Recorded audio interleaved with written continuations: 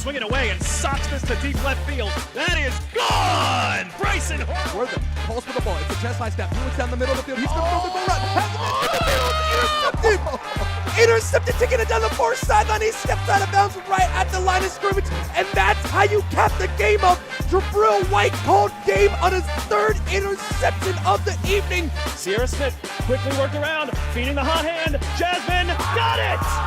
3 threes for number 23. He finds Edwards. Edwards needs to get the shot up. Pulls up a deep three. Able to knock it down. There's the counterattack. Here comes Carla Ramos forward looking for Noelle Lemus. She's gotten by the last defender. Valentine comes down. Noelle drills the keeper. Lemus! Lemus! And that is a DVC victory. And the Vikings are champions of California!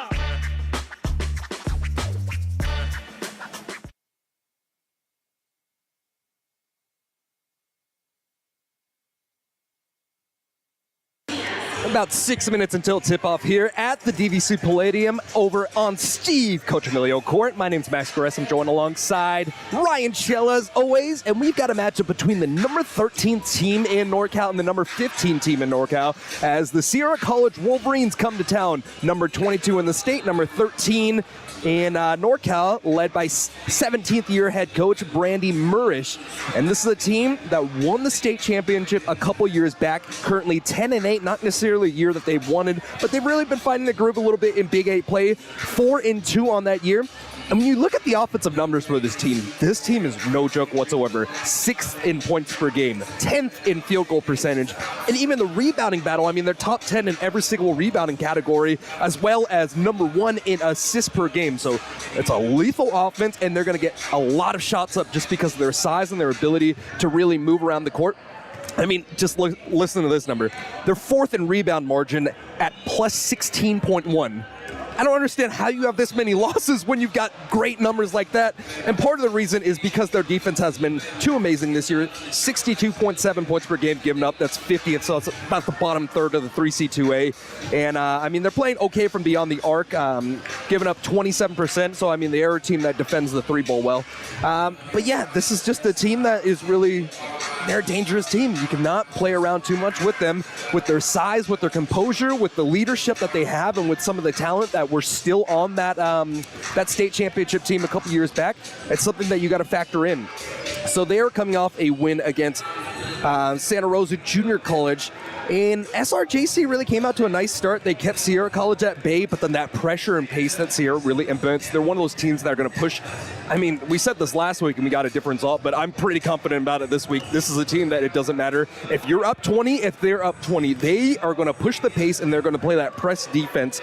It was 20-13 after the first 10 minutes of play, or in the second half, so it was 38-38 after the first 20 minutes of play. But then that pressure that Sierra brought really started to force a lot of turnovers. 20 turnovers forced the 3 assists in that game against Santa Rosa College, and they also held Santa Rosa College 1 for 12 beyond the arc, and they even had a 19-shot plus differential as well as a plus 11 rebound margin. So, I mean, I just don't understand how this team is 10-8. This is a team that is very good and they can compete for the very top. And DVC is going to have to play extremely well if they want to compete with this this very good team this evening. So the number 15 team in NorCal, the DVC Vikings, come in this game 12-6 on the year, 2-4 in Big 8 play. Really have been shaken up a little bit, especially after the loss of Tegan Gaines, who's been so good for the Vikings, averaging a double-double in Big 8 play with 14.6 points per game, 10 rebounds per game, as well as leading the team in blocks. So her inside presence is absolutely missed,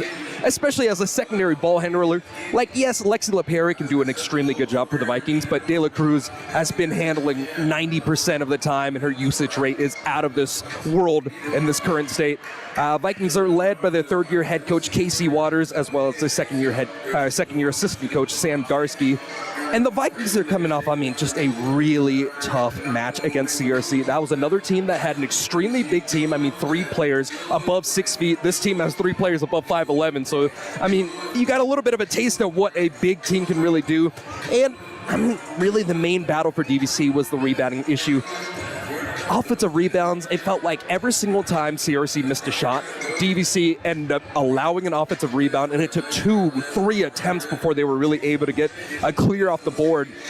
The differential of rebounds was plus 19 in that game, 50-31. And really, it was just, I think the team got a little bit tired.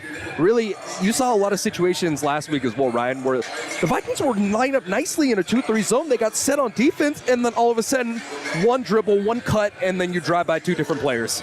Exactly. It was a lot of singular possessions where you would have 20 seconds of great defense, and then it'd just be that one little let up at the end of the play, and it would ruin the play for everything. So I think a lot of it just has to do with attention and detail for the Vikings and making sure they're on top of their game. And also something to factor in, the Vikings were 9 for 22 from the free throw line, only shooting 40%. I mean, you can't leave that many points from the charity stripe. They call it the charity stripe for a reason, because when you get there, you should be putting on points. They fouled them a lot, especially with the way that CRC was playing defense, but Vikings really just need to be a little bit better from the free throw line. They're only shooting 62% on the year, and I think that's partially because of the amount of minutes some of these players play. I mean, you can knock down free throws when you're fresh, but when you're tired, that form starts to lack, and that's a little bit of an issue. We saw that against Modesto College as well, so I think that's something that the Vikings are definitely going to have to drive in on. Izzy De La Cruz got hurt in that third quarter, and it really made everybody hold their breath. She twisted her ankle, able to come back into the game later in the fourth quarter, and is able to work on it tonight, so I expect Izzy De La Cruz to come back and have another big game. But yeah, I mean, I think it's going to come down to, one, Izzy De La Cruz being more aggressive on offense, because we know how much of a threat she can be on offense. Last year against the same exact team, 14.5 points per game alongside 4.5 rebounds and 4 assists. So I expect Izzy to get a lot more shots up, only 4 shot attempts in the game last week. And I expect the bigs inside to really make a difference as well. Tamana, Skylar Henrich, Skylar Parker, both those players need to come in there, really just position themselves. You don't necessarily need to be the person who gets a rebound, but you cannot allow them to keep continuing to crash the boards. You got to throw your hip into somebody, you got to back them up, and you got to box them out. Yeah, it's all about positioning, and right now I think the Vikings have an opportunity to kind of start off the game really good in the first. Typically, they've been having a hard time kind of starting off slow and trying to get back into the game, digging themselves a hole, so it's really good if they could start off well. And let's get to our starting lineup now. As John Brown announces it, we'll give you the starters as well. A sophomore guard/forward, a 6'1" player out of Granite Bay. It's number 4, Julian Cotterill. And Cotterill, I mean, she was a monster last year. If you remember, she wore number 31, 15 points per game, 11 rebounds, averaged a double-double against the Vikings. She's 13th in rebounding in the 3C2A this year, and 11th in assist to turnover. At another guard, it'll be the 5'6" sophomore out of Bishop. I don't even know how to say this. The school, Bishop Manogue, I believe is how you pronounce it. It's Soleil Carriaga. Carriaga's been one of those players that's a little bit of a glue piece. She's able to move the ball around and really just set you up on offense pretty well. And another guard, it's the freshman 5'6" out of Rockland. It's Kiera Katabig Hess. And that's one of the players as well. You need a bunch of glue players to be a good team, and that's exactly what this team has. At the last guard spot, it's the 5'8" sophomore from Reno. It's Alyssa Primo, and Primo, I mean, has been on a tear all year. 6th in the 3C2As in field goals, 21st in points per game. I mean, she's averaging 19.1 points per game, shooting 53%. I mean, those numbers are insane. Last but not least, it's the 6'2" freshman from Lincoln. It's the forward, number 32, Katie Leaf. And Leaf has been so good this year, averaging a double-double and 13.5 points per game and 10.3 rebounds per game. She is the second leading scorer, and, I mean, you can't complain about a player averaging a double-double. On the other side of the ball, it'll be number 1, Izzy De La Cruz, the 5'4" sophomore from Las Lomas High School. She's been leading the 3C2A in assists since conference play began, 2nd in assists. I mean, she's been moving that ball around extremely well as playing some really tough defense, leading the team 43 steals on the year, as well as averaging 8.7 assists per game in Big 8 play. Grace Oakley's going to get her second start of the consecutive start, I should say. The 5'6" freshman from Bishop Adele taking over, so the Vikings go in a little bit of a smaller ball lineup with Tegan Gaines out of the lineup, and Grace is a very capable outside shooter. She scored 16 points in that last game, and the Vikings are going to need her scoring efforts once more. At another guard, it'll be the 5'7" sophomore from Alhambra, number 5, Lexi LaPerry. LaPerry, I mean, she hasn't been shooting too well this year, but she's been able to get herself to the line and really impact the game in that regard. At a forward, it'll be number 30, Tamana Sharifi, the sophomore out of Independence High School. Sharifi's been one of the best three-point shooters on the Vikings in the preseason. Really struggled a little bit in this Big 8 play since it started, but Tamana's one of those girls that get you a double-double any single night. Last but not least, the 5'7" sophomore from Alhambra High School, Sky Parker. Parker's been on a tear, 15 points per game as well as 8.2 rebounds per game in Big 8 play. As we take it to the floor now, and we'll have a jump off between Katie Leith, the 6'2" freshman from Lincoln, and the 5'7" Sky Parker. So let's see size versus heart in this situation here.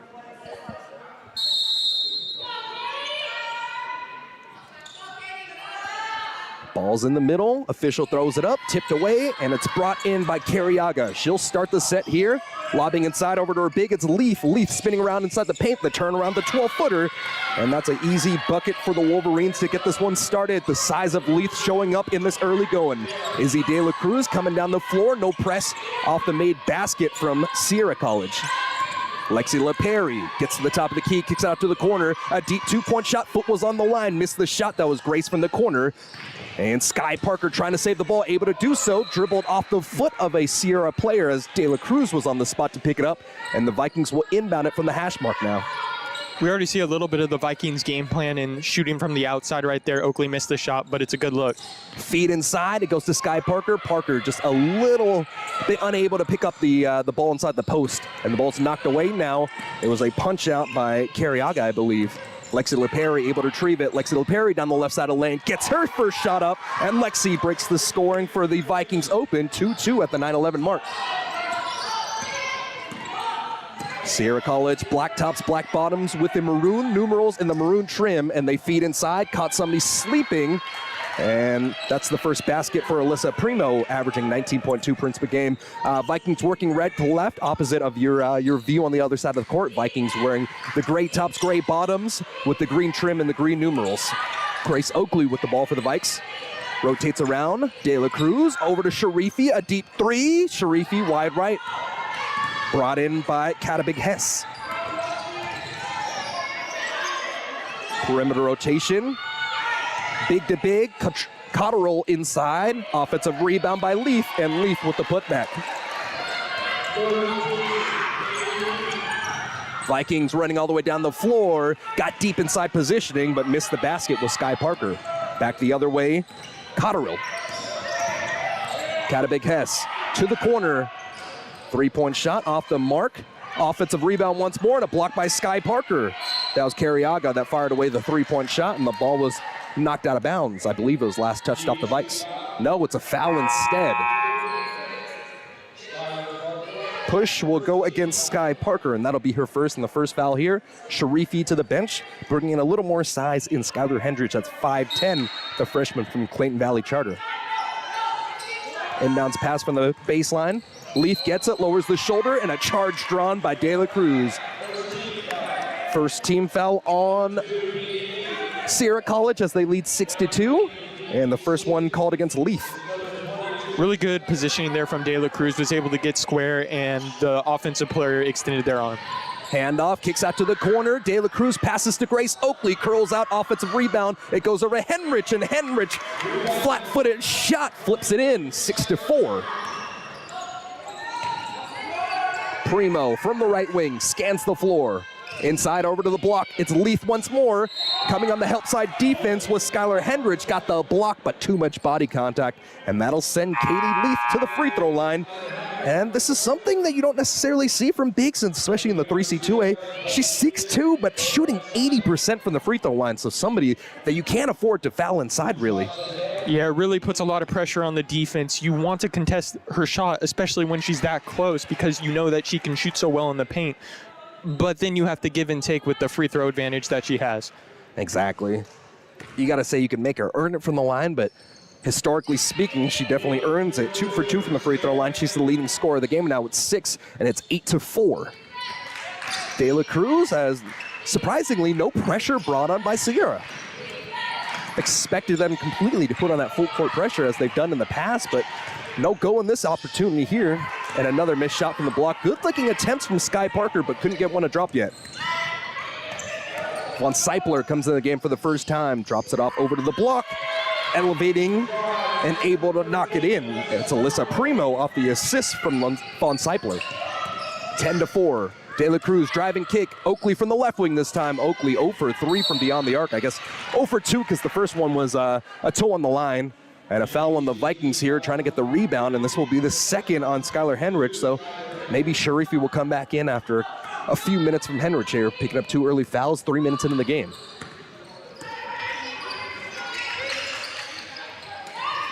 Von Seipler back inside, turn around from 12 feet out. That was Primo missing the shot. Last touched off of Cotterill, and Cotterill out of bounds, Vikings ball. Exactly as we spoke before, Sharifi back in the game. Henrich won't get a handshake from her coaches as she takes a seat on the bench. And this is the press we were talking about before.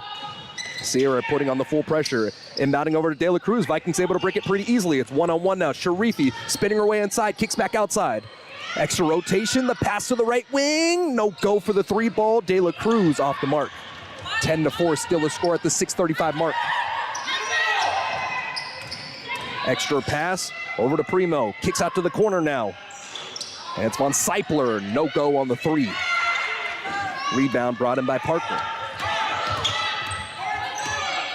Alexi's gonna slow the pace just a little bit, working between the circles, allowing De La Cruz to work off the ball. Gets a screen from Sharifi. Through the legs with the dribble now. Right hand, down the right side of the lane, from the right block, overshot everything. Brought in by Leaf. Got a big Hess, up ahead over to Primo. Primo from the left side of the lane, blocked, but another foul, and this will likely be the second called against Sky Parker. Second personal will go against Parker.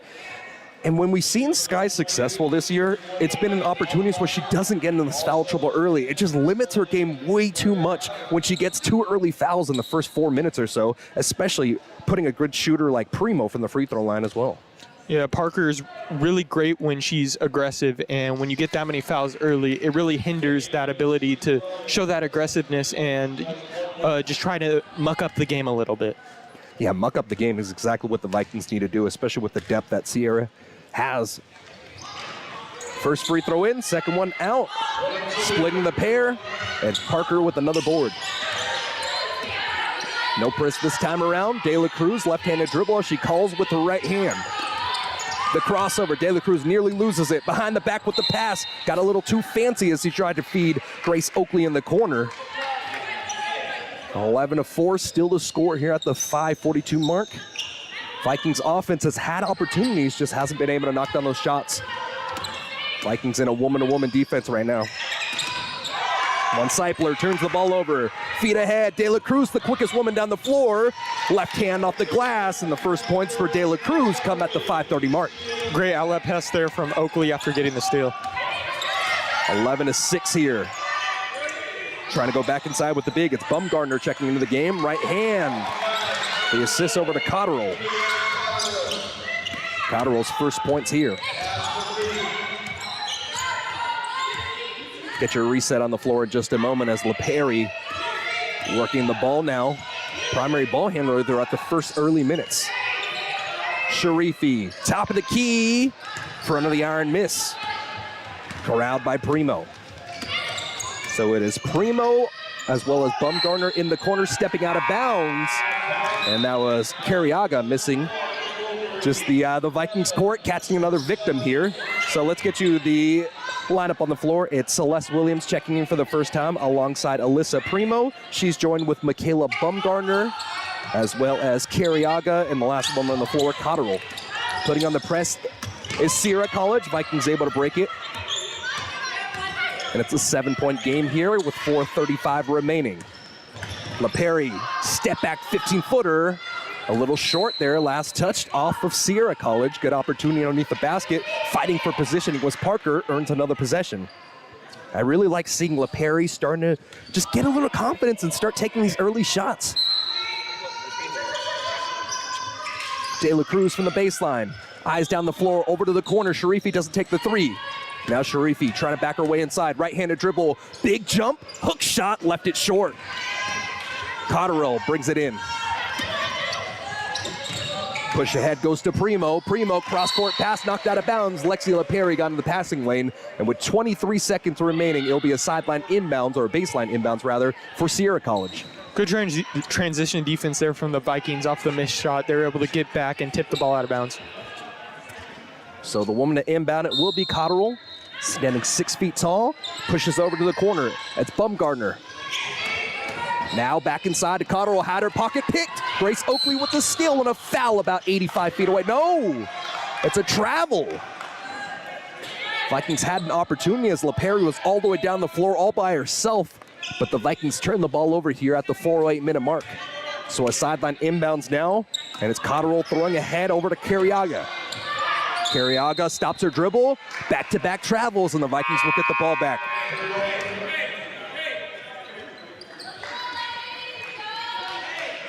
So from the hash mark on the far side, the Vikings will inbound it here. We get another rotational piece as Katabeg Hess comes back into the game, replacing Carriaga. Vikings nearly turn the ball over. It's Skylar Parker coming back for the ball, and it looks like Alyssa Primo will pick up her first foul for midcourt. 4 fouls on the Vikings, 2 fouls on Sierra College. De La Cruz with the ball from the right wing, and she'll retreat. 23 seconds left on the shot clock, 13-6.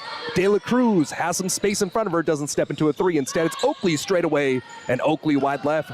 Oakley's been off the mark, unable to make a shot tonight. Had a bunch of good opportunities, so expect those to start to drop as she warms up here. Primo to the block. It's to Bumgardner, and Bumgardner, no go. Vikings have been doing a good job inside, really just forcing Sierra off their position and not letting them get clean shots underneath inside of the paint. Rotation here as Bumgardner comes out. In comes back in Katie Leaf. 6 points already for her. Leaf to inbound it from the left side of the baseline. Over the head with their ball. Cotterill back inside over to Leaf. Leaf, hook shot, no go. Offensive rebound, Cotterill. Now an opportunity for Williams as Williams, another turnover. The defense tonight has been working for the Vikings here. Yes, it's 13-6 right now, but I mean, they're forcing some really tough shots from the big inside as the press finally gets the Vikings. Cotterill with the steal. Cotterill throws it up. Offensive rebound, no go. And instead, it's brought in by Lexi LaPerry, and the Vikings will push ahead over to Sky Parker. Sky Parker on a 2-on-2. Parker down the left side of the lane. Parker had her shot blocked, but a foul. That will likely be the second on Katie Leaf. Third foul against Sierra College. And it will be a shooting foul. Sky Parker to the free throw line.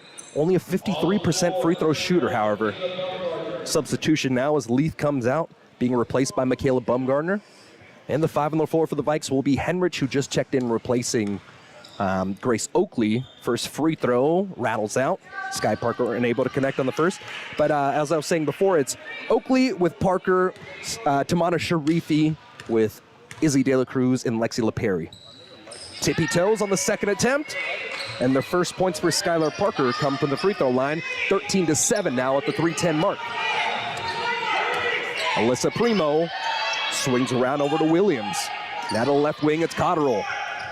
Extra pass goes over to Primo. Primo from 14 feet out, and Primo from the inside of the right elbow. Leading scorer of the game now with 7 points. Press ensued once more. Vikings break it over with Sky Parker. Parker from the left wing whips it out. Ball's last touched by Alyssa Primo, and the Vikings will inbound it from the sideline here. If the Vikings are able to get a clean pass off the press, it's there for the lanes on offense. They just need to focus on breaking the initial part around half court, and then they'll be able to get easy layups on the other end. Von Seipler comes in replacing Williams, and inbounding is De La Cruz. Lexi LaPerry, tape on her right hand. That was the same hand she broke last year. Underhand shovel from De La Cruz to LaPerry. 10 seconds left to work. LaPerry through the legs. Pressure defense brought on by Von Seipler. Left wing rotates back around. De La Cruz with 1 second. De La Cruz cutting down the lane, doesn't get the shot off in time. And they say she will actually get the shot off in time, so it'll count as a miss as Katabig Hess gets the ball. Over ahead to Primo, standing from the corner. Ping pongs over to Bumgardner.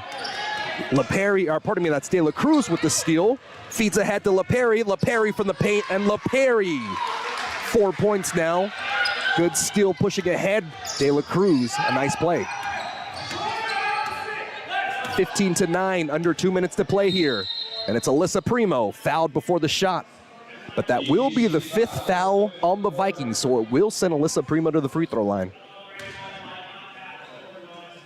Let's see, the foul will go against De La Cruz. That's her first. So Alyssa Primo, she's an extremely good scorer, shooting at 53% and giving you 20 points per game, essentially, but a 67% free throw shooter. And the first shot rattles in. She's 2 for 3 now.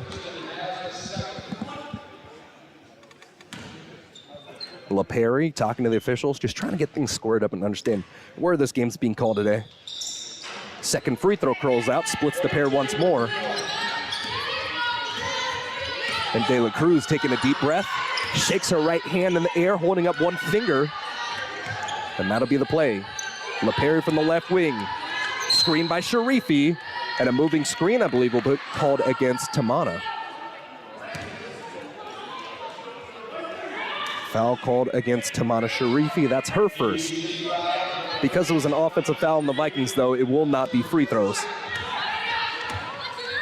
Catabig Hess. Von Seipler from 3. Rattles out. Offensive rebound. Vikings had position, but just too much size for Sierra College. Catabig Hess inside of the paint, had the ball poked away. Good steal from Parker here. 1:20 remaining, 16-9 our score. De La Cruz lobbing inside off the fingertips of Sky Parker, and that'll be a turnover. Right idea there from De La Cruz. She was trying to lob the ball over the defense, and Sky Parker slipped and was able to get under the basket, but it was just a little too far overhead, possibly because of the height of the other team. 16-9 our score. Inside of 1 minute and 10 seconds to play. It's Primo from the right wing. She's already got 8 points in this early going. Cotterill works against Sharifi. The turnaround right-handed shot. That's her 4th point and the 18th for Sierra now. It's a 9-point game. Vikings offense has had their opportunities, but just unable to get the basket to drop. Ball swatted out of bounds. Last touched off of the left hand of Cotterill as she knocks it out. Sharifi out, Grace Oakley in. Oakley's had a bunch of opportunities at the basket, just unable to find her shot in this early going. And the inbound now from the A of the DVC baseline logo. Oakley doubled. It's Henrich straight away. Henrich, front of the iron, miss. Long rebound tracked down by LaPerry. LaPerry's in the corner now. That's about an 8-second shot clock, game clock difference. 18-9 our score as De La Cruz is going to use some more clock up. 15 seconds left. Woman-to-woman defense. It's almost that elevator play as De La Cruz moves over to the left wing. And now LaPerry whips it out to the corner. 3-point shot. De La Cruz, no go. 13 seconds left on the shot. On the game clock as Cotterill gets the rebound. Push ahead to Carriaga. Now to the corner. Von Seipler unable to get the ball to drop. Another offensive rebound and a missed shot. Last second opportunity by Carriaga. And there might have been a foul before the final buzzer here. The officials will talk about it. And before the final shot clock went off, a foul on the Vikings here. So 4 seconds will be added onto the clock as Carriaga went up. Second, third chance opportunities for Sierra College. And with 0.4 seconds now, I should say, it'll be 2 more opportunities for Carriaga from the free throw line. Carriaga, 3 for 3 in Big 8 play so far, and her first free throw is in. 19-9, a 10-point lead now. Vikings unable to really have any opportunity on the ball after the second free throw, as the second one is missed. So Carriaga splits the pair. She gets her first point, and a 10-point lead for Sierra throughout the first 10 minutes of play. And that'll be a break here on DVC Vikings Live. Back on the other side of the break with some more action in the second quarter.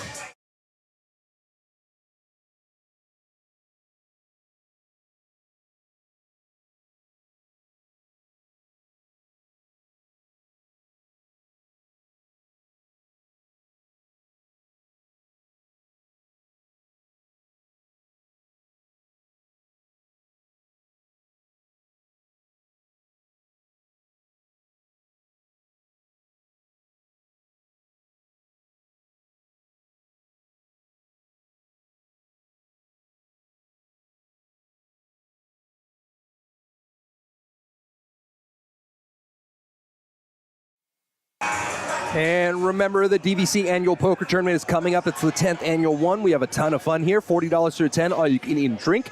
21 and up, obviously. $75 to play, $20 rebuy-ins. Come and have some fun over at the HSF building on the campus of DVC.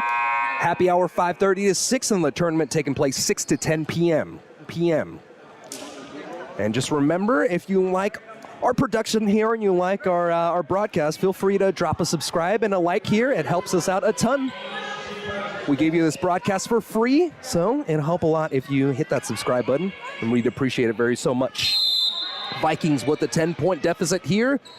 Going into the second quarter of action, it's 19-9. Lexi LaPierre has really handled the ball well in this early going.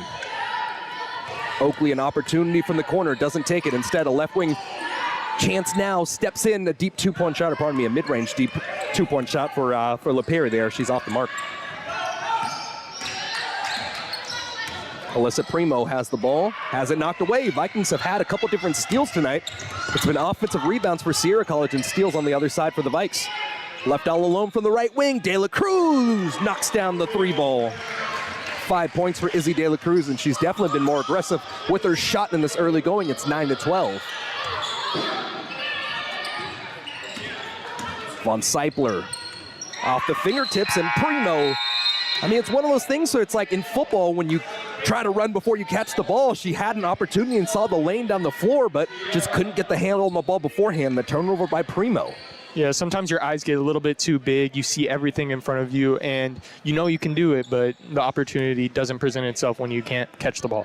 Cotterill on the floor alongside Williams. She's joined with Katabek Hess, and the last two are Bumgarner, and I believe Leaf is on the floor as well. No, she is not. Sky Parker from the low block left. Offensive rebound for Tamana.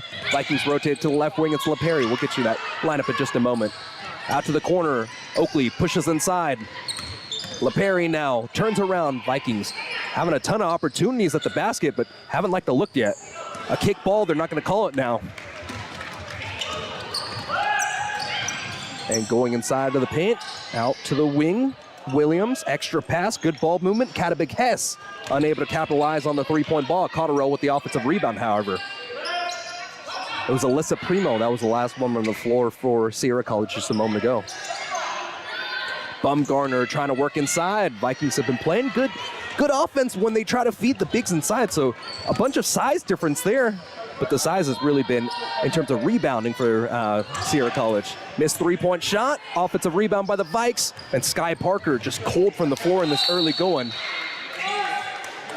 Officials unable to see who last touched the ball, and they get the call right. Grace Oakley was in the vicinity. It went off of Katabik Hess. So the Vikings will get the ball from the corner. As you see in the second quarter here, not that the Vikings are necessarily getting, not allowing less offensive rebounds, but they're able to get some offensive rebounds on this end, and it's giving them second chance opportunities for more open shots. Yeah, size versus hustle. That's the way this one has gone. Hustle for DVC, size for Sierra College. LaPierre with 20 seconds. Over to De La Cruz, who knocked down that 3-ball early on. Handoff from Parker. Over to De La Cruz, who passes ahead to Sharifi. Sharifi from 15 feet out. Short left wing jumper. Tamana's first points come in the second quarter. Nearly a steal as Oakley knocks it out of bounds, and it will be a steal. Last touched off of Williams. Fortuitous calls for the Vikings here after the missed kick ball. And Carriaga will come back in the game, replacing Katabik Hess. So for the Vikings, it'll be Lexi LaPierre, joined alongside De La Cruz. She's with Grace Oakley, Tamana Sharifi, and Sky Parker. Yeah, this two-ball handler look for the Vikings has really helped them. Nasty crossover, the mid-range jumper. Everything but the basket there by De La Cruz. Carriaga to the left wing. It's Williams feeding the big, the extra pass over to Primo. And Primo, with 20 seconds left, doesn't like the look. Carriaga drifting into the lane, passes back out over to Primo. 15 seconds left, feeding Cotterill. And Cotterill, I believe it's going to be a 3-second violation. So a turnover on Sierra College, and the Vikings cut this one down to 5 here. The offense has been stale on both sides, but the Vikings have had a lot of good energy and just a lackluster turnover the moment I say that. Cotterill bringing up the floor. Got a big Hess, hasn't liked that shot from the left wing, so she tries to go back inside, and it's Carriaga now, a high arcing three. Offensive board brought in by Bumgarner, and a foul underneath the basket, and that might be Sky's third. Sky Parker, I should say. Parker cannot believe it there. That'll be her third, and will be in the active shooting for Bumgarner, so the 55% free throw shooter from Butte Charter will go to the free throw line. A little bit of a hitch in the shot, but doesn't affect the results there as Bumgarner gets her first basket from the stripe. Tough play there from Sky Parker. When you swipe down like that, even if you get all ball, when the ref sees that, they automatically think foul. And so you really have to gamble and really hope that you get it. But right there, it was a foul on Parker. Both the free throws in, and if I'm not mistaken, those are actually the first points for Sierra College in this game. Or in this second quarter. A block underneath. Cotterill used all 6 feet to block that ball away from Sharifi. Now it's Alyssa Primo. The drop off to her big, and another missed opportunity by Bumgarner. De La Cruz running ahead of the pack, and De La Cruz wanted to drive in for contact. She had her ball blocked, but it went out of bounds off of Sierra College, so De La Cruz an opportunity to inbound it from the baseline now. 21-14, it's a 7-point game at the 6:39-minute mark. Lob ahead, Sky Parker nearly had the ball turned over, but LaPerry was there to pick it up. LaPerry loose with the handle. 15 seconds left between the legs. Back over to Sharifi, ping pongs over to LaPerry, and LaPerry from the left side of the lane. It's a refreshing sight to see when Lexi's got her game going, and it's 21-16 now at the 6:20 mark. The drive and the teardrop off the glass, contact and the basket. Alyssa Primo, 10 points and the opportunity to go to the line to shoot another. And I think this is going to be the fourth. Yes, it is the fourth on Parker. This is a massive foul. I mean, obviously the point and basket matter a lot, but more than anything, Sky's going to have to sit probably the last 6 minutes here, and I mean, she's going to be on an extremely short leash. Yeah, really have to be careful with how aggressive you play. We talked about that in the first quarter, but now, I mean, it's a one and you're out. So she really has to pick her spots to see where she can impact the game. 2 fouls on the Vikings, and the free throw flipped up perfectly for Primo. She is now 3 for 5 from the line, leading scorer of the game with 11 points here at the 6:09-minute mark. Sharifi, ball fake, gets the ball over to De La Cruz from the left wing. She's doubled for a moment. Has woman-to-woman defense as Carriaga fighting through the screen over her. 12 seconds left. Sharifi from the right elbow, knocked away, but too much contact on the wrist by Soleil Carriaga. That'll be her first and the first on Sierra College.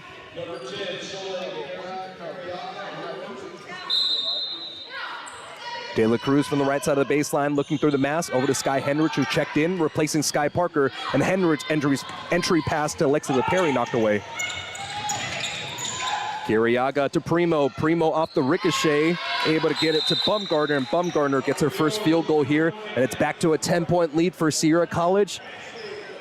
It was 9-19 to start, the Vikings scoring 16, but the score remains the same, or at least I should say the margin here on DVC Vikings Live. 5:41 remaining, 26-16 Sierra College leads the Vikings here on DVC Vikings Live.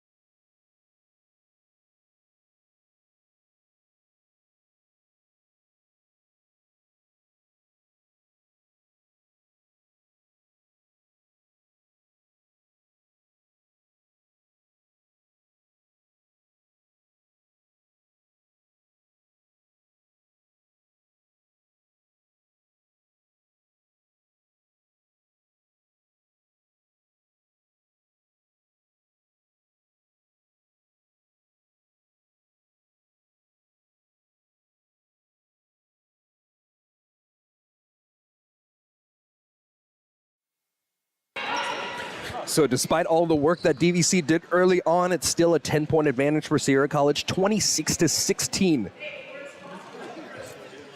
Hustle by the Vikings, and I mean, just the size of the trees inside for Brainy Mersch's Wolverines team, showing itself time and time again.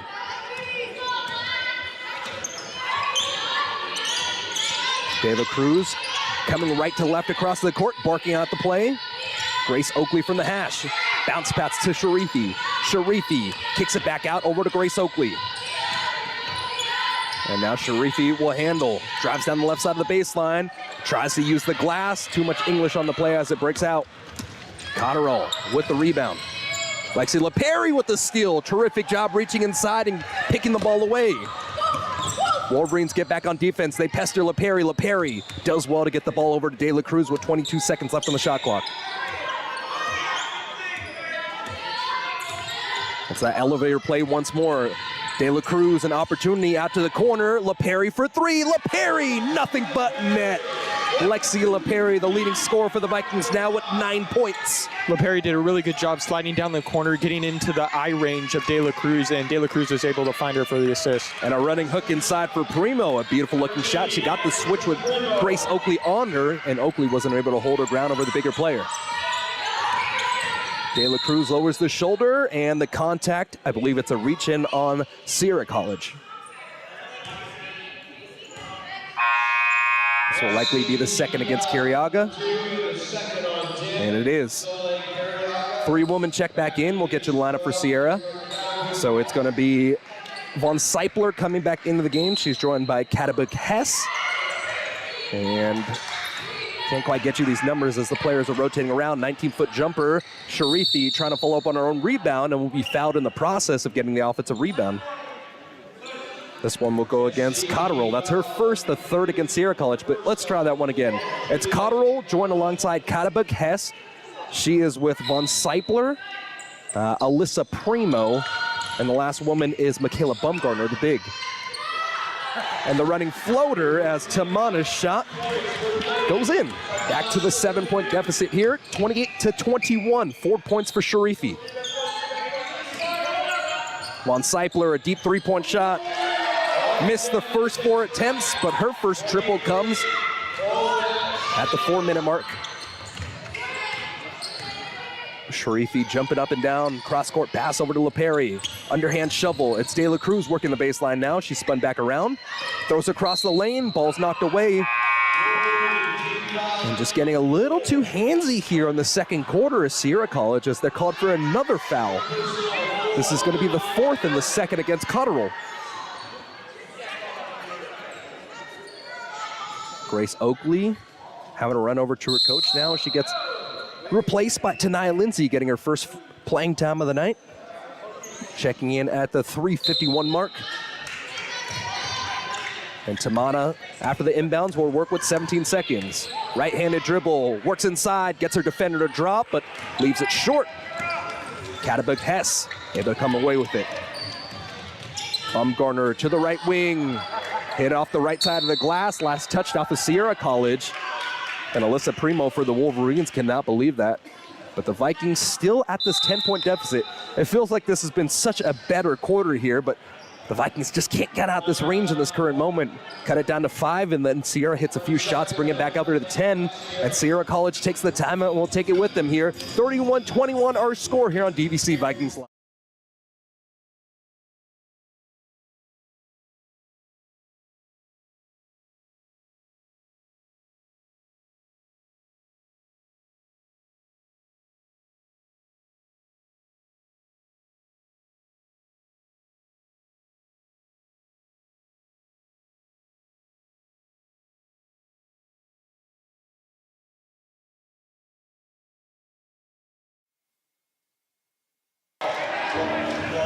(31-21) our score in the final 3 minutes and 34 seconds of the half here. 4 fouls against Sierra College, 2 fouls against the Vikings, and the Vikings are going to send out Skylar Hendrich with Grace Oakley, Tamana Sharifi, and the 2 guards still in the game for the Vikings in De La Cruz alongside Lexi LaPerry. Tanaya Lindsay will return to the scorer's table, was just in a moment ago. I think it's going to be an offensive substitution, bringing in Grace Oakley back in the situation here for the Vikes here. Important possession. Crossover dribble for De La Cruz. Steps into a free throw line. Jumper curls out. Few opportunities now as Bumgarner gets the rebound, but man, these shots have been hard to fall for the Vikings tonight. Alyssa Primo defers over to Katabuk Hess. Now to the corner to Von Seipler. Extra ping pong inside. It's Bumgarner, had the ball knocked away. Coming to get it is Katabakes. 7 seconds left. Katabakes, 15-footer from the baseline. Rattles all around before hitting the bottom of the net. First basket for her. And it's a 12-point lead now for the Wolverines. Lexi LePerry trying to answer here. Driving down the lane, had the ball knocked away, no foul called. Bumgarner ahead over to Primo. Vikings couldn't get them back on defense. And the woman who scores 19.1 points per game already has 15 throughout the first 18 minutes of play. Alyssa Primo collected that ball, dribbled off a foot, no kickball once more, it's a steal. Alyssa Primo down the right side, gets to the block. Grace Oakley tried to draw the charge, offensive rebound, and Cotterill cleans it up and puts it back. 37-21. You're really starting to see some of the fatigue on the last few plays for the Vikings, kind of getting harder and harder to get back in transition on defense off the turnovers. 16-point advantage for Sierra College here. Vikings need to score desperately inside of 2 minutes to play. They'll elect to go over to Sharifi. Sharifi knocked the ball off the arms of Cotterill, and another steal. Primo ahead. Spun around, working the baseline, kicks it out, straightaway three-point attempt. Katabakes curls out another O-board. Bumgarner puts it back.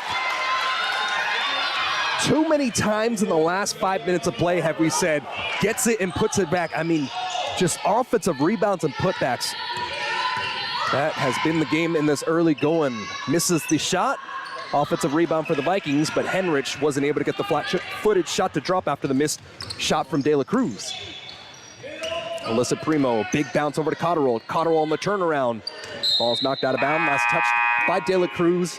That's all you can really do in that situation. Bumgarner has the, 7-8 inch advantage over De La Cruz in that situation. Just a tough situation and tough sledding against the huge size of the Wolverines here. Carriaga back in the game. She'll replace Katabakes. And a left side baseline inbounds now.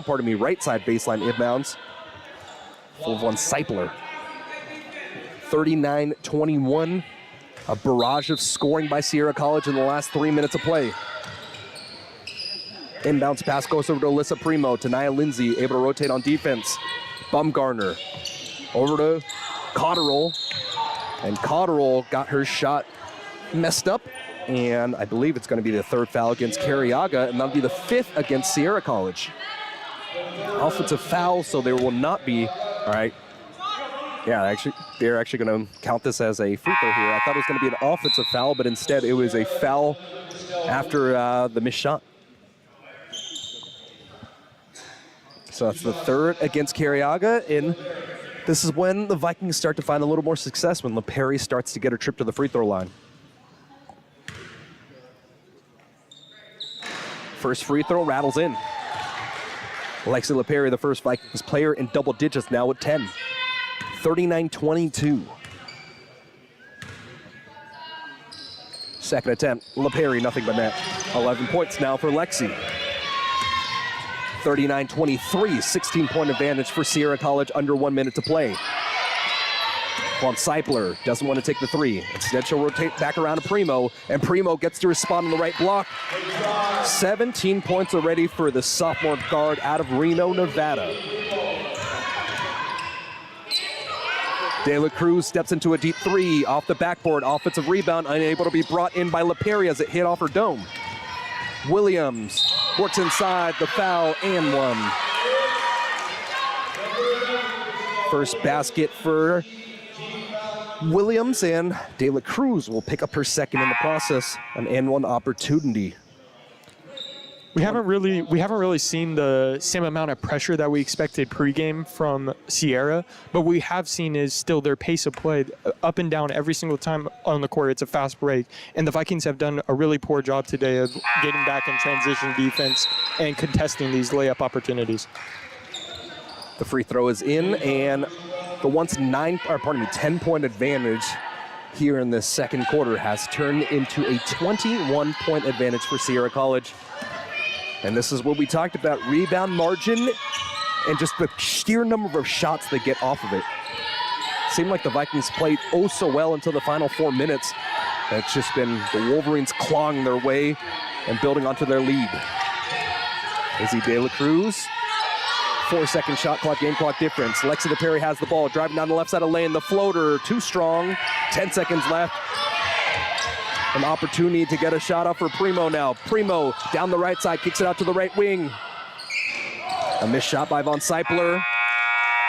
And the Vikings will have to lick their wounds after all the bruises and cuts they got from the Wolverines here. After the first 20 minutes of play. A large advantage now, a 21-point advantage for Sierra College. And I think what you got to do going into the halftime break is say, hey, we did so well positioning ourselves in the first 15 minutes of play, essentially. We got to get back to that. I understand you got, like Sky Parker's 4 fouls are a big factor because she's that big inside for the Vikes. That really helps out. But you need heart, you need effort, and you need to find a way to overcome the size of Sierra College. Yeah, it's really just the effort part and positioning. We've seen it so many times where just because the Vikings have perfect positioning, that's still not enough because Sierra College does have the length and height. And on the offensive side of the ball, you're not going to make every single shot, but you need to have the best opportunities possible. So that means not turning the ball over and being lazy with the ball, which we've seen a lot, and it's led to a lot of easy layups and transition looks for Sierra College. So the Wolverines have the advantage there. They're 10-8 on the year, but they sure do not look like it throughout their early going. The Vikings are shorthanded without Tegan Gaines, and they've got a very high uphill battle in front of them in the next 15 minutes of play. So we'll take the timeout and be back on the other side here. Halftime break here on DVC Vikings Live. Thanks for joining us on this lovely Friday evening.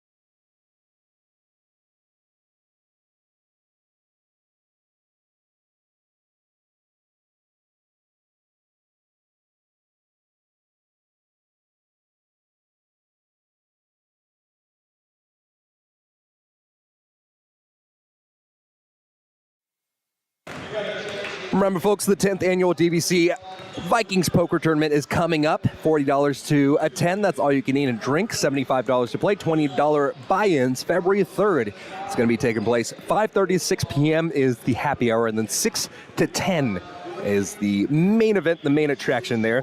It's a ton of fun. Come by, go to eventbrite.com and search DVC Poker. And sorry, folks, 21 and up, because there will be alcohol served at this event. Final minute of halftime break here. And I mean, Ryan, we were talking about this at the halftime break. The Vikings played extremely well throughout the first 6 or so minutes of the second quarter. They were able to cut it down to 5, and then just either it's fatigue, it's Sky Parker picking up her fourth foul, or maybe it's just too much size for Sierra College, but just too much. And Vikings just with a ton of adversity in front of them here in the second half, down 21. Yeah, the Vikings have to do a better job executing on their plays, and Sierra College, for that matter, is executing very well. So it's going to be important to kind of combat that in the second half, see what the Vikings come out after the break. So working right to left from our perspective now across, so opposite for you guys, it's Catabug Hess into the game with Carriaga, who steps back and takes a deep 2-point shot to start. Offensive rebound by Cotterill. Cotterill's joined by Leaf, who comes back in. She didn't really play in the last few moments there as Lexi LePere able to track down the second missed shot. And let's give you the last few. So it's Carriaga with Cotterill. She's joined with Alessa Primo. Catabug Hess as Tanaya Lindsay starts the second half for the Vikings here. Dribbling down the baseline, and Katie Leaf, I believe, is the last player. Skylar Henrich had an opportunity at the basket right underneath, but misses it. And for the Vikings, it's De La Cruz with Grace Oakley, Tanaya Lindsay, Skylar Henrich, who's coming in. 4 fouls still on Sky Parker, and Lexi LePere. Running the baseline all alone, it's Alessa Primo getting into her 19-point average now, and that's throughout the first 21 minutes of play. Really good backdoor cut there by Primo. Was able to slip behind the defense, and the pass was perfect. Tanaya Lindsay with the ball from the right wing. Gets it over to Grace Oakley. 15 seconds left to work from the shot clock. Grace Oakley, no-look pass. De La Cruz has it. Steps into an 18-foot jumper. Too strong. Cotterill brings it in. The outside shots have been there tonight for the Vikings. It just hasn't gone their way so far. Yeah, that's been the issue there. Vikings missing a ton of shots in some make-ball situations, and then just the vast number of offensive rebounds and shots as Cotterill turns around and knocks it off glass. Up and in, 48-23. 25-point advantage now. Beautiful crossover, clearing out some space as De La Cruz gets to the hole and fills the cup. 4-2 quarter, I should say. Vikings trailing in this early going.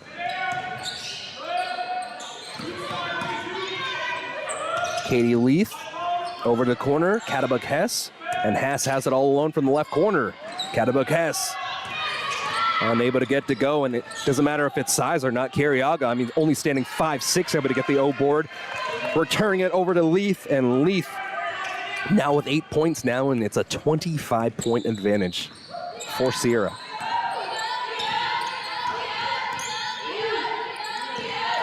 Grace Oakley from the left wing. Eyes down the floor, over to Henrich. Short left wing jumper, too strong. Oakley with the O board. Oakley puts it back, swirls down. Grace Oakley first basket comes 23 minutes into the game. She's had so many looks tonight. Hopefully this heats her up and gets her going. Carriaga, a lob underneath. Way too tall over the head of the 6-foot Cotterill, and the Vikings force a turnover here. One of the few times tonight we see Sierra College miss an inside pass in the paint. Usually they've been pretty good and pretty accurate there. Vikings historically have done pretty well in the third quarter, coming out with that runner's high in the second half. Sky Parker checks into the game for the first time. She's working with 4 fouls in this early going. Parker, 15-foot jumper from the baseline, hit the front of the iron, and Carriaga comes away with the pack. Primo pushes inside. Cotterill spun up, and a jump ball. Possession arrow will go to the Vikings. Nice heads-up play by Skylar Henrich there. She gambled having 3 fouls, but it paid off this time with the jump ball. And the Vikings will have the ball to inbound, working left to right now. Substitution here as Catabug Hess comes out. In comes back in Von Seipler.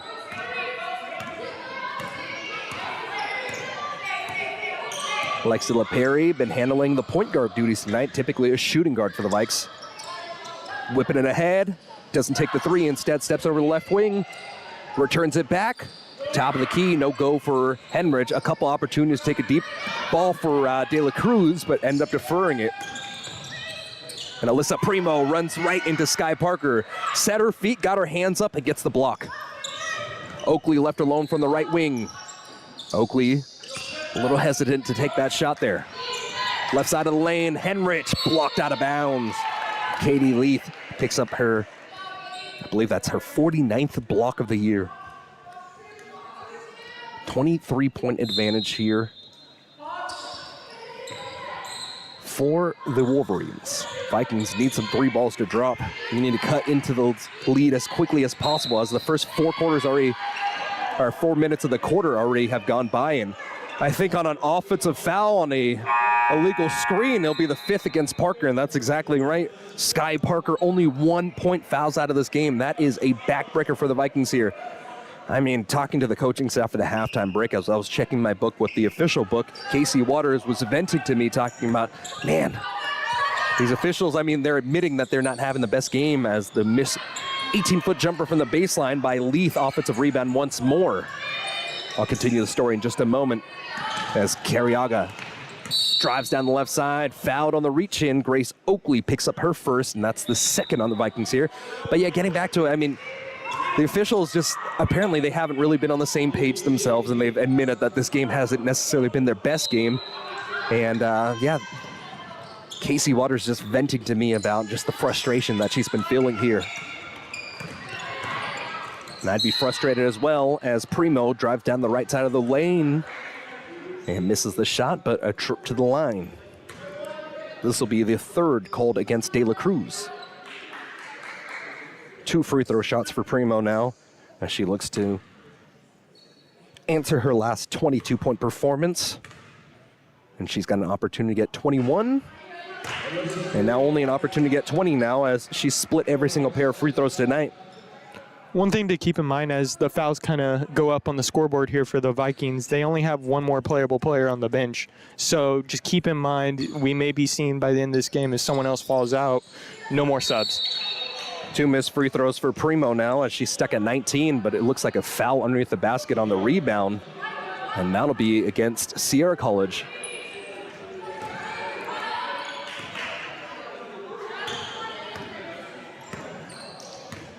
And I believe that would be the 3rd against Cotterill. 23-point. That is the hole that the Vikings are in. Tamana Sharifi, the spin around, the 12-foot jumper. Just unable to get it. Leith cleans up the glass. Clapping for the ball. It's Von Seipler. Von Seipler.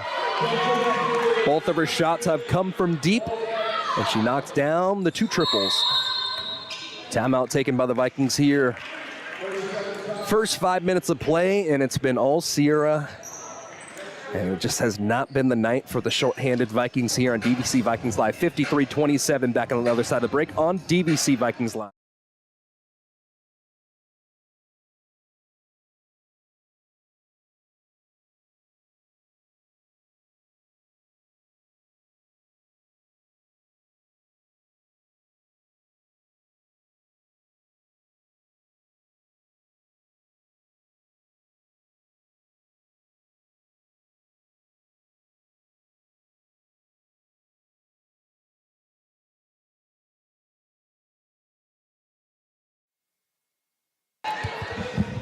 Back on DVC Vikings Live, 53-27. Ryan, you have some points to point out?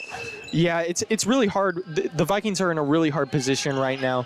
They want to continue to force Sierra College to shoot outside shots, as their bread and butter is in the paint, getting these offensive rebounds and such. So the idea is to let them shoot and then box out. But one of the results of playing a zone defense, especially one that the Vikings are playing, a kind of a more inside 2-3, it's really hard to find a person to box out. And with the height and length of Sierra College, it just gets messed up within opportunities to rebound the ball. And you could see it the whole game. The Vikings are getting a little bit more and more fatigued from this. Yeah, I mean, short legs, and when your roster is already so short and you lose one of your best players, it's just uphill battle. And the Vikings showing some fatigue here as De La Cruz turns it over, throwing off the fingertips of Lexi LaPerry. LaPerry's had a good night, and she's really been the only one for the Vikings tonight with the 11 points scored for LaPerry. 11 points out of the Vikings, 27. No call on the reach-in. Vikings fortunate to not get De La Cruz her fourth in this little segment here. 4:45 remaining. Lexi LaPerry on the overplay gets the steal. Lexi LaPerry down the left side of the lane. And she pump fakes, misses a shot. De La Cruz cleaned it up, but De La Cruz tried to get it back over to LaPerry and turns it over. Interesting thing to see here, the Vikings seem to have switched to a woman-to-woman defense. They kind of realize they need to have some sort of spark coming back into this game. Maybe this defensive change will spark it. Yeah, and that's what the Vikings have really been successful with this year. It's been putting on the press and also playing this woman-to-woman defense there. And they get another stop here as Bumgarner turns the ball over. Vikings able to get all over the hands, but another turnover. De La Cruz showing a little bit of fatigue here and a little confusion as she's turned the ball over back-to-back possessions. Alyssa Primo has the ball knocked away, but instead a reach-in called against De La Cruz. That's her fourth. Izzy this year has really shown that she has the cardio of a machine because, I mean, coming from the soccer season into this year, I mean, it's just, you can tell how tough this game is when she's starting to show fatigue. Tanaya Lindsay will have to come in replacing Izzy De La Cruz, who swings the mask off, picking up her fourth. And the Vikings are trailing big. And they'll have to see what they've got in store with some of their reserves. Straightaway three, no go, tries to save the ball, able to do so. Offensive rebound, another attempt after missing the basket was Leaf, and a jump ball possession arrow will be in favor of Sierra this time around. So it was Von Seipler trying to stroke down the straightaway three, and then it was an air ball giving an opportunity for two more possessions for Sierra College. Cattabug Hess, the extra rotation goes to Primo. Now from the baseline, it's Bumgarner. Bumgarner, the extra pass, the drop off over to Cattabug Hess. Vikings able to get in front of that ball.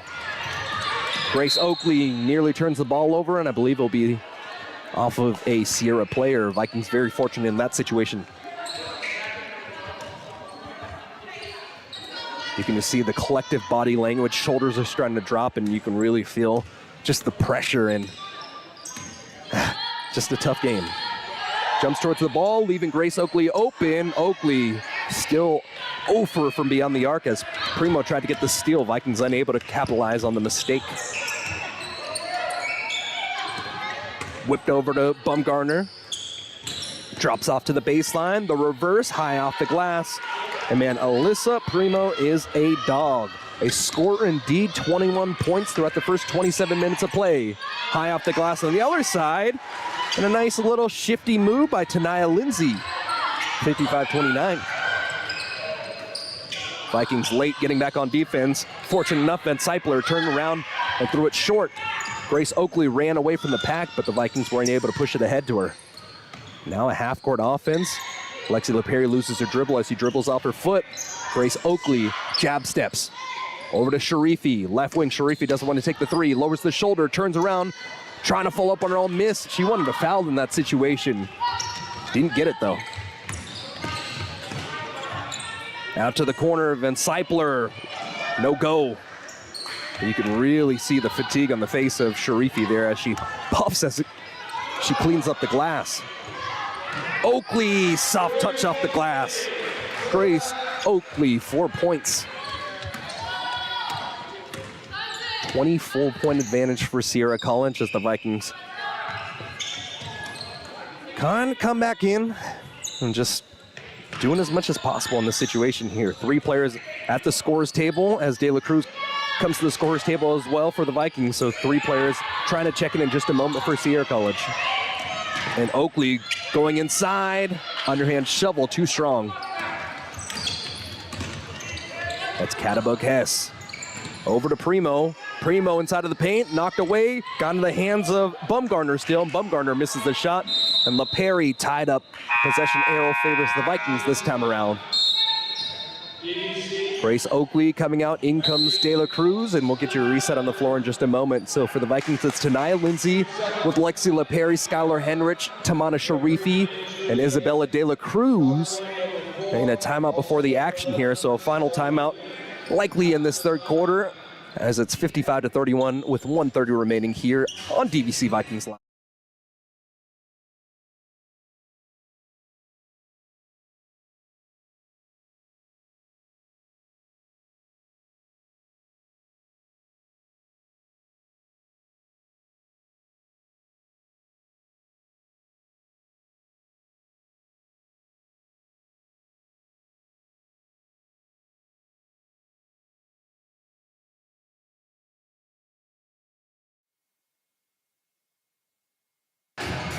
After the 30-second timeout, we'll give you the lineup. You got the Vikings on the other side of the break, and now I'll give you the Wolverines. It's Cariaga joining alongside Michaela Bumgardner with Boven Seipler. She's with Williams. And the last one on the floor is Cotterill. De La Cruz, pressured, throws ahead. Inside of the paint, the turnaround, and Henrich. A nice little fadeaway there. 4 points now for Skylar Henrich. It's 22 points. That's the differential now. Extra pass goes to Cotterill, and Cotterill has to spin it back around. Fortunate to not have that ball turned over. It's not Leaf, it's Bumgardner fell to the ground, and she's called for the turnover on the travel there. Great help side defense there from the Vikings. Was able to kind of surprise the Sierra College player with the double team. Walked right into it. Was able to turn the ball over with the travel. 55-33. Lexi LePerry. Eyes towards the basket. No look pass to the corner. The three ball, no go. De La Cruz knocked down a three-point shot early on. And a long rebound. I believe this might be the third called against Henrich. Pardon me, it's the fourth. Skylar Henrich called on her fourth foul. That's the fifth on the Vikings, so it will send Michaela Bumgardner to the free throw line.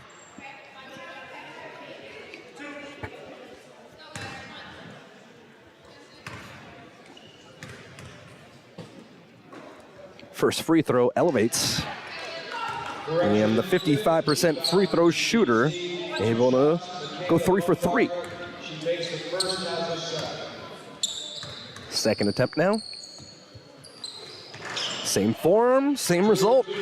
8 points now as she knocks down both the free throws. Michaela Bumgardner, the 5'11" freshman guard/forward. Henrich lowers the shoulder, the contact. The basket went in, but the reach in on the floor, that'll be the first against Bumgardner.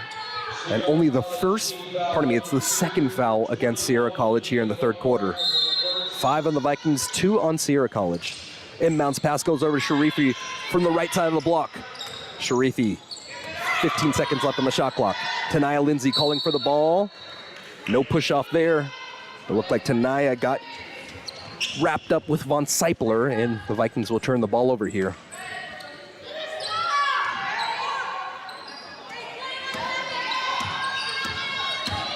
A +3 quarter for Sierra College in this third. And the Vikings continue to fight till the final buzzer. Cariaga. Ball was missed off the side of the iron. And the Vikings with one more opportunity with 6 seconds left in the quarter. LePerry ahead. De La Cruz has to pick it up from three-quarter courts out. De La Cruz out to the corner. Henrich gets the three ball off in time. No go. Too strong. And it's been a story of missed shots for the Vikings tonight, as well as, just a ton of offensive rebounds for Sierra College. 57-33 after 30 minutes of play here on DVC Vikings Live.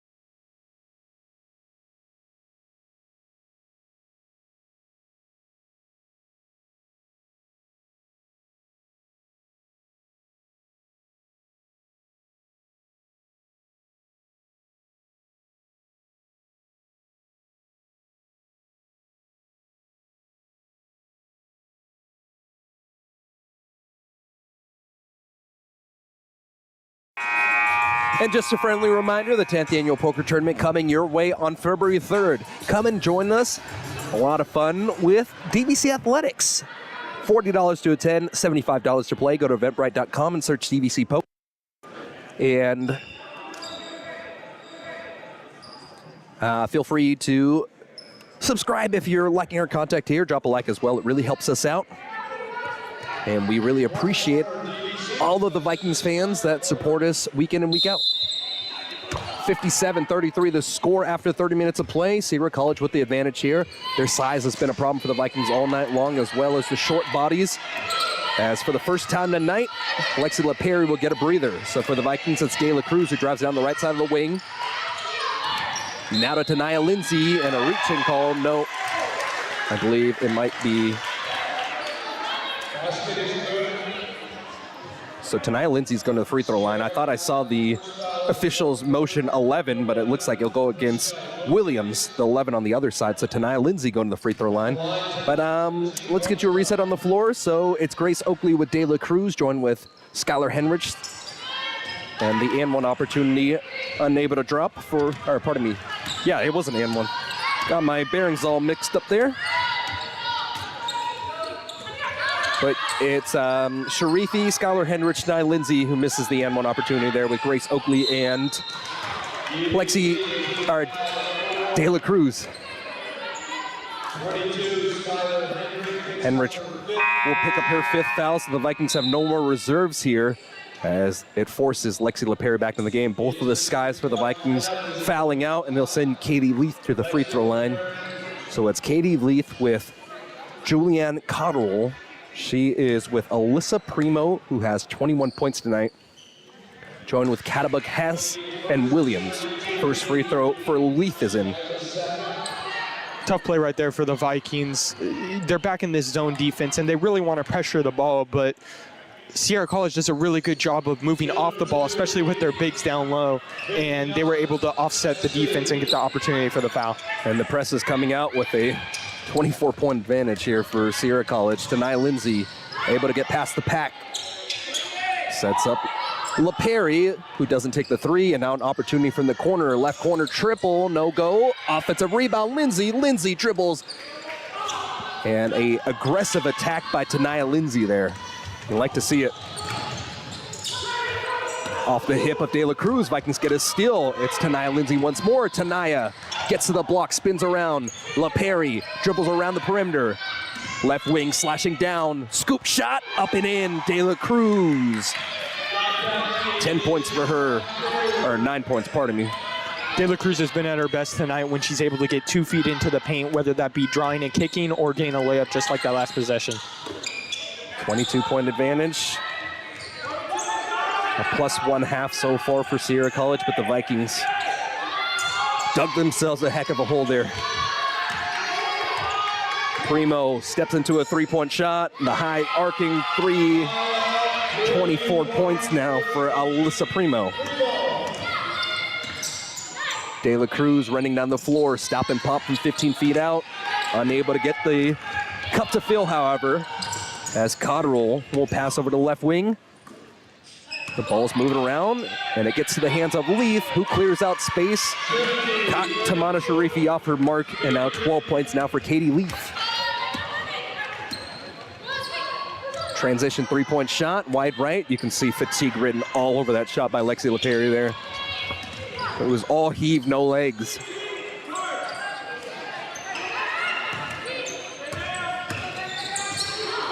Had her pocket picked. It was Primo there. Tanaya Lindsay's been giving the Vikings some terrific minutes in the ladder going here. Ball's knocked off of 2 different players. And it's a turnover against Lexi LaPerry as the Vikings are just running on E. 7:20 remaining.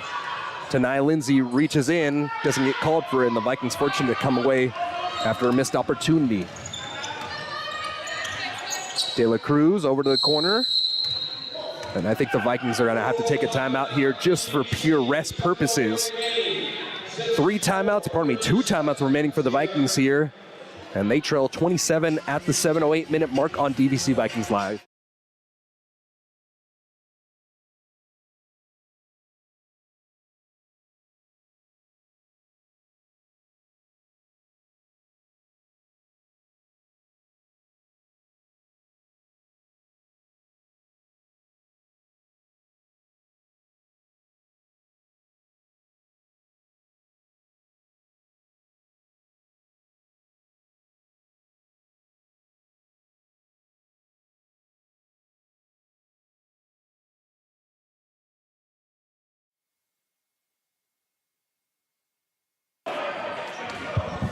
64-37, 7:08 remaining here after 33 minutes played. And the Vikings are down to 5 players as Skylar Parker and Skylar Henrich have both fouled out of the game. So the remaining 5 for the rest of this one will be De La Cruz with Sharifi, Grace Oakley, Lexi LaPerry, and Tanaya Lindsay, who's given the Vikings some terrific minutes in the last few minutes of play. Von Seipler comes back into the game for Sierra College. She's joined by Carriaga with Cotterell, Katie Leaf, and Alyssa Primo. 6 seconds left on the shot clock. Tamana Sharifi has it from the block. Out to the right wing. No good on the deep shot. As De La Cruz with 10 points, pardon me, 9 points. Got my stat book a little messed up. And the shot clock should reset here, and the Vikings should get the ball back. Great second effort there by Oakley, able to tip the ball, went out of the bounds, and DVC was able to retain the possession. De La Cruz whips it over to the right wing, and Lexi LaPerry returns the favor back over to De La Cruz as a foul is called off the ball. I believe it's going to be on Sierra College. Let's see what the official says. And I believe it's going to be the 3rd or 4th, rather, on Carriaga. The elevator play there is so hard to guard as a defender. You could see right there the best opportunity to not allow the open shot was just to draw the foul because you just can't guard it, and you have to hope that the offensive player messes up on the entry pass. Yeah, the Vikings are really implemented this game in the last few moments there because, to be honest, before this point, we've only really seen the Warriors run that. A play that was just drawn up to perfection by the Golden State Warriors in their many playoff runs. Rifles inside. LaPerry, man, you can feel the frustration as she smokes the shot from just outside of the restricted area.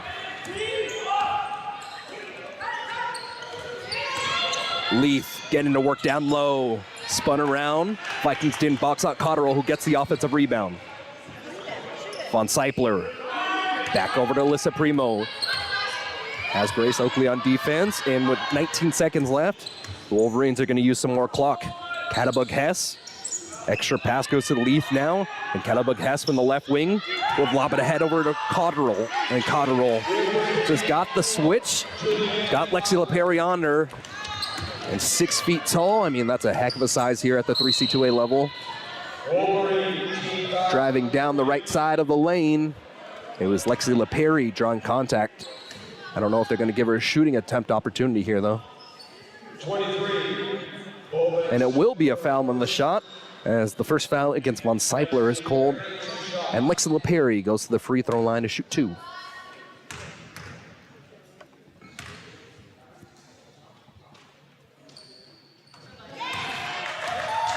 Lexi LaPerry with 1 free throw down. She's 3 for 3 on the night now.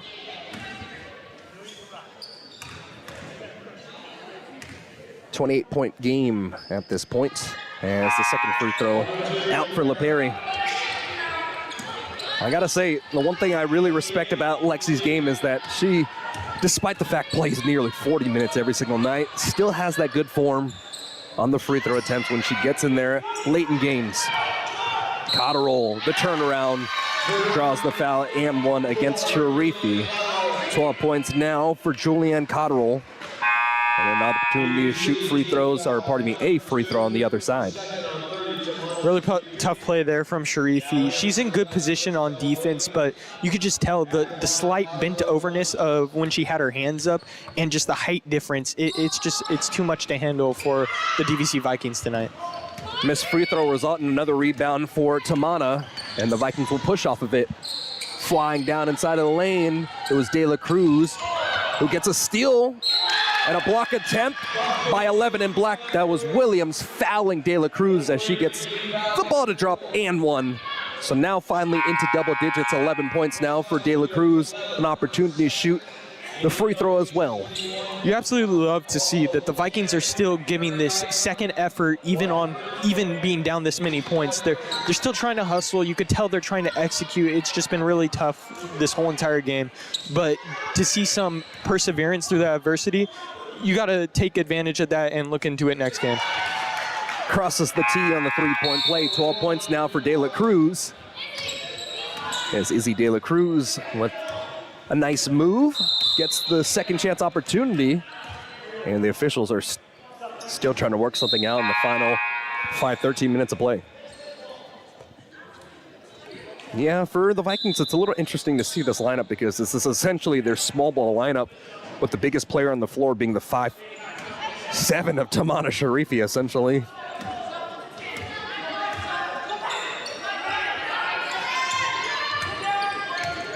It's Alyssa Primo, back over to Leaf, and the back cut straight to the hole.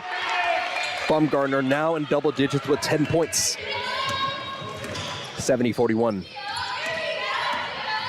De La Cruz stepping back, doesn't take the 15-footer from the baseline, instead to the left wing now. Sharifi powers her way inside, a little too wild on the shot attempt. Good defense played by Michaela Bumgarner.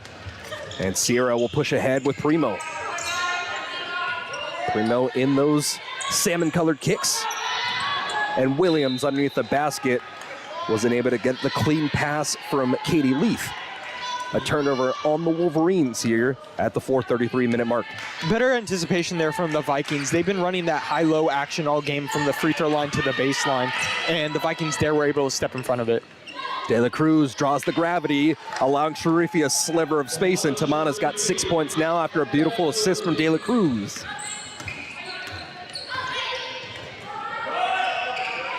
Von Seipler doesn't want to take the three-ball attempt, and now perimeter rotation will send it over to Primo. Von Seipler, now a straightaway look. Grace Oakley wasn't clean on the rebound, and another opportunity now underneath the basket. Tanaya Lindsay with the block. Michaela Bumgarner didn't expect her there. Terrific effort play, and the Vikings with the shot off the glass. Lexi LePerry now 14 points with some beautiful English on the scoop shot reverse. Hands on her knees. And she is really had a good game, but just a tough one there. De La Cruz pokes the ball away. De La Cruz, left block, lays it up, and in. 14 points now.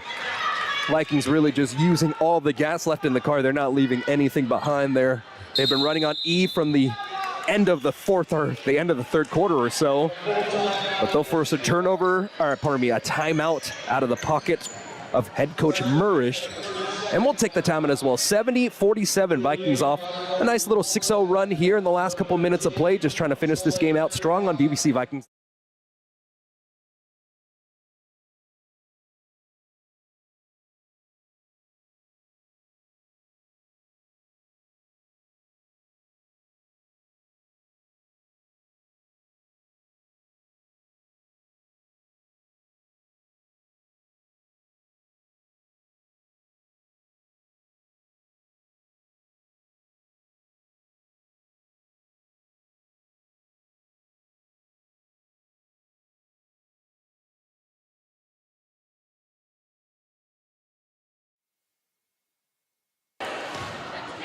Despite the deficit, the Vikings still communicating and getting the game right here. Smallest lineup you can put out on the floor with both of the bigs fouled out in this game. Carriaga has the ball. Back over to Bumgarner. The extra pass down to the right wing, back over to Carriaga. It's Von Seipler, a hook pass. Cotterill kicks it out to the right wing. Carriaga, three is short, but just in the right place at the right time. It's Alyssa Primo getting the offensive rebound. And 26-point performance for Alyssa Primo. And my eyes were on the paper, but it looks like the Vikings might have turned the ball over on an inbounds pass. Our stream cut out for just a moment. We'll get you set up in just a second here. De La Cruz had the ball knocked away. And we'll take a quick timeout here on DVC.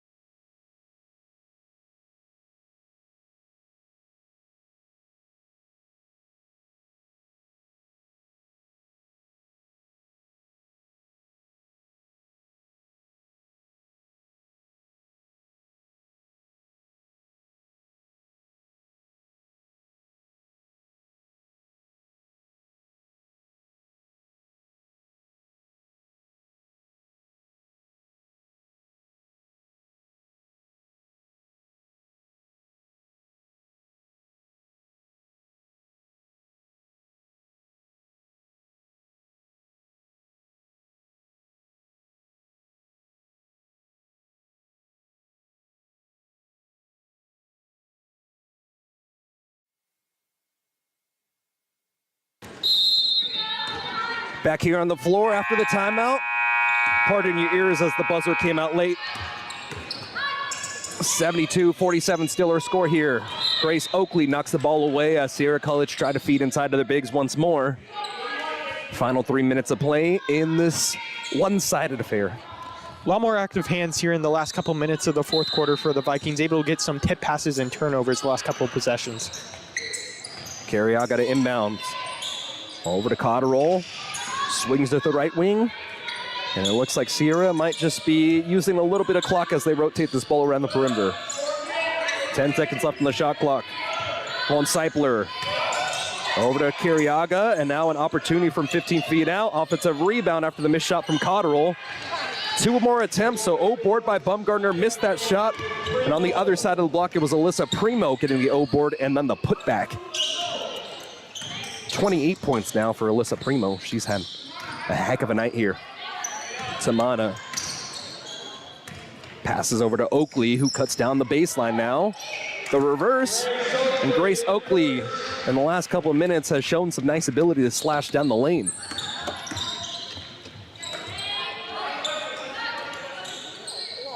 Bumgarner over to Von Seipler. Now Alyssa Primo eyeing down the defense of the Vikings.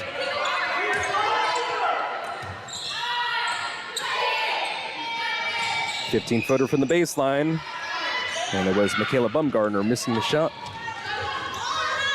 Tania Lindsay, contact.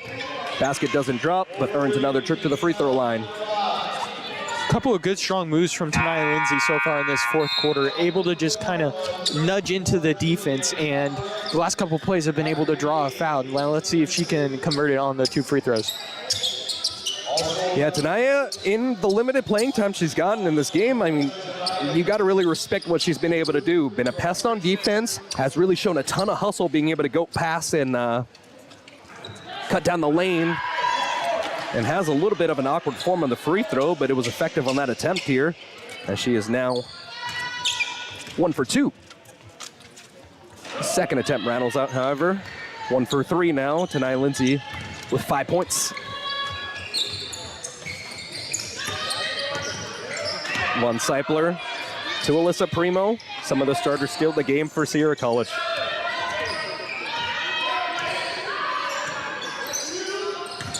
Michaela Bumgardner, left-handed scoop shot. And a nice move from the big. 76-50. 1:10 to play. Tania Lindsay fires away a deep 2-point shot. And they're going to call that a 3.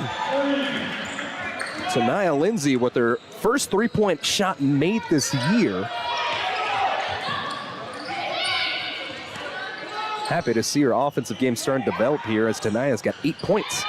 A new career high with the Vikings here. Seconds left on the shot clock, and Primo will spot up straight away 3. Oakley with the rebound. Alexia LaPerry with about a 6-second shot clock difference. Gets it over to Lindsay.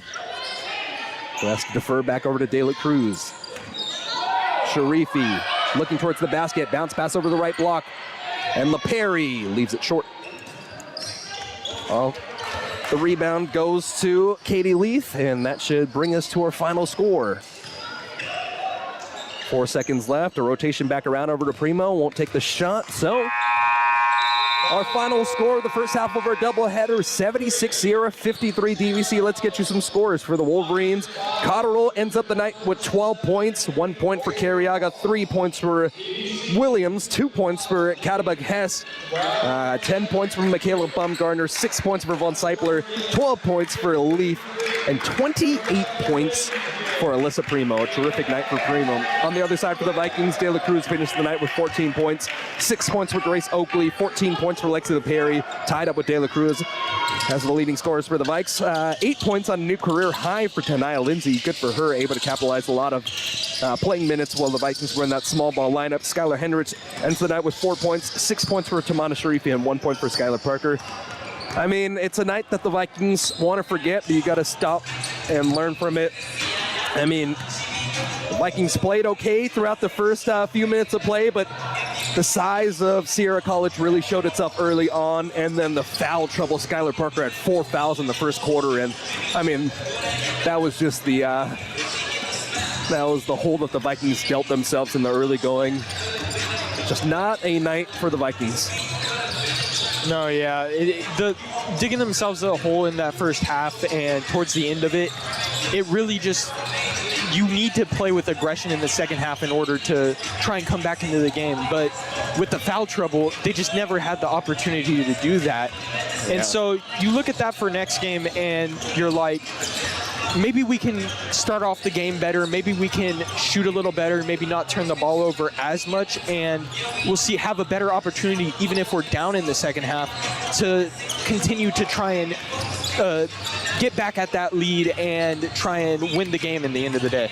Yeah, I think just the injury to Gaines has really staggered the Vikings there, but then more than anything, it's just when you get a game called that way, it's really tough to play tough. When you're short woman on the floor as well, it's just a tough situation. I mean, no disrespect to Sierra College, because they absolutely came out and blew the doors off the Vikings in this game.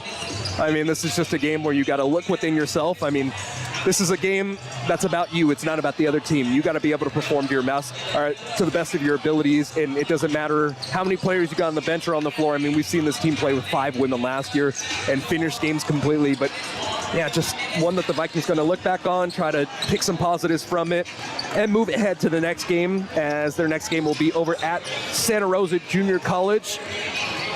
Before coming back home against Sacramento City College. The first game will be next Tuesday, and the next game after that will be against Sacramento City College at home here on Friday. So with that, it'll send us to our intermission break, I should say, as we await the second half of our doubleheader, as the DVC men's team will take on the Sierra College men's team in a battle in the Big 8. Back on the other side here on DVC Vikings Live. Thanks for joining us tonight.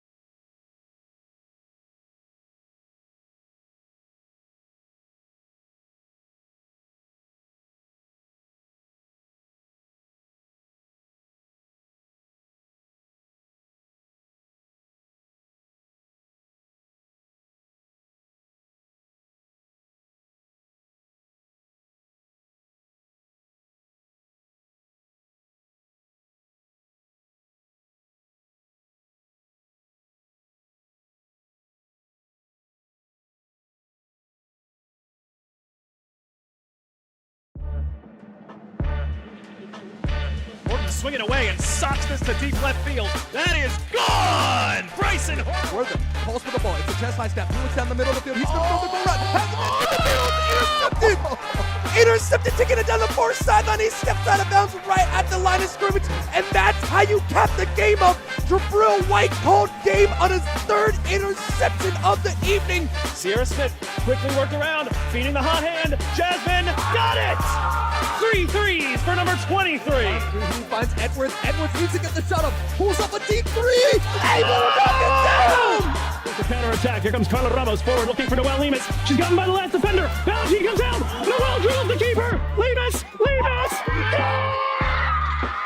And that is a DVC victory. And the Vikings are champions of California.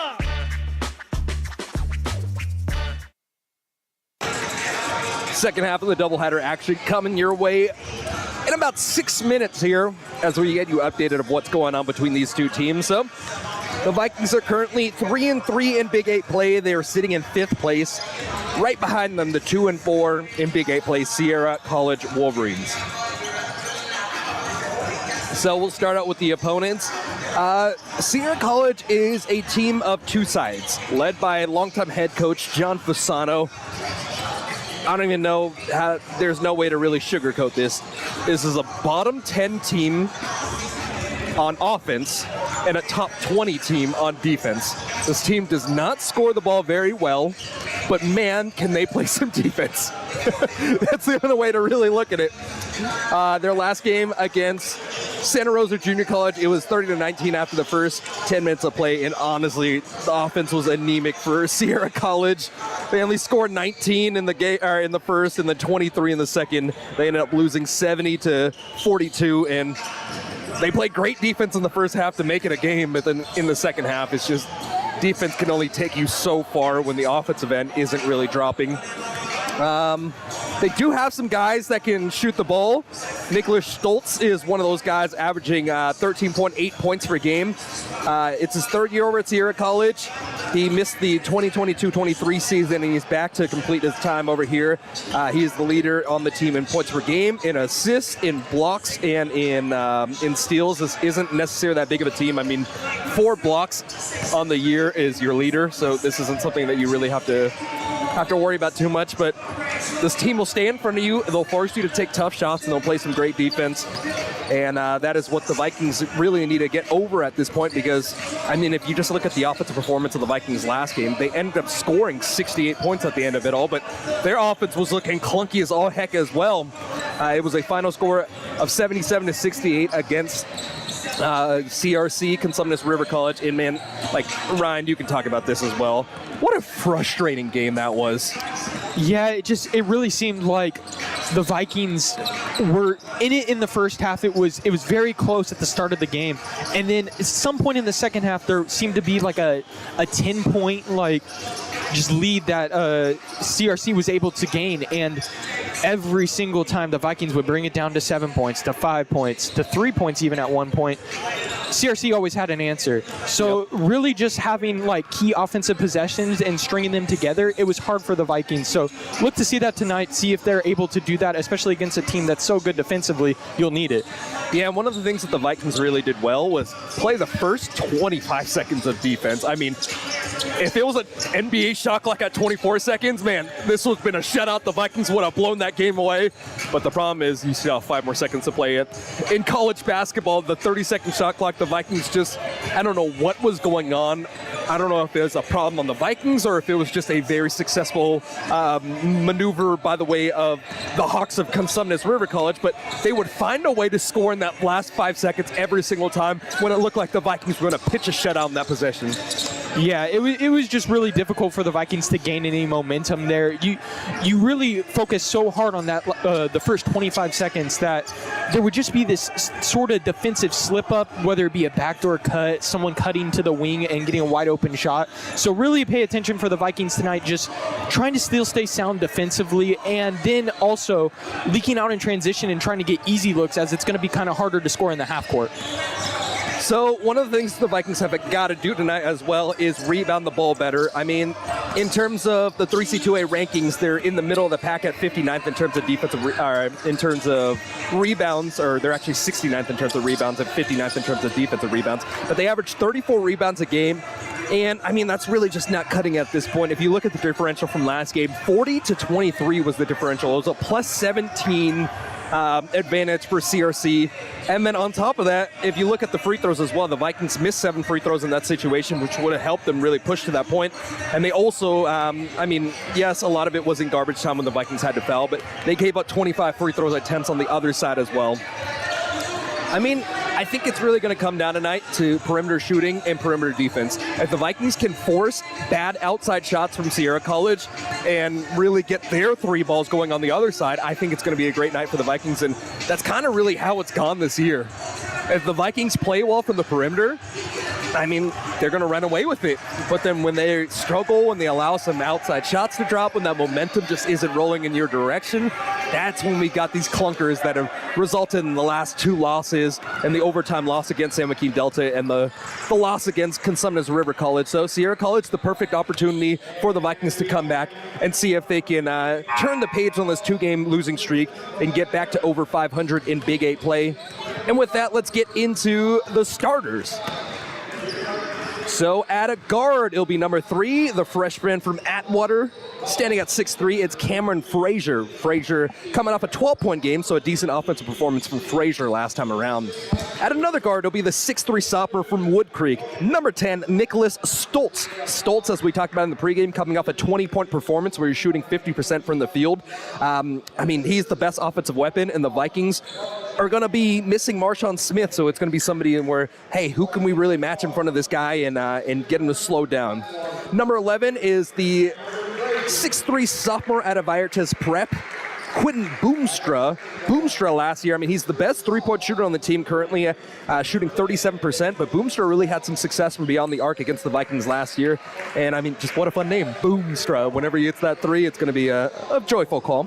On the other side, it's another guy that played some rotational minutes last year and has found his way into the starting lineup. Number 12, Jackson Lee, the 6'1" sophomore guard from Placer.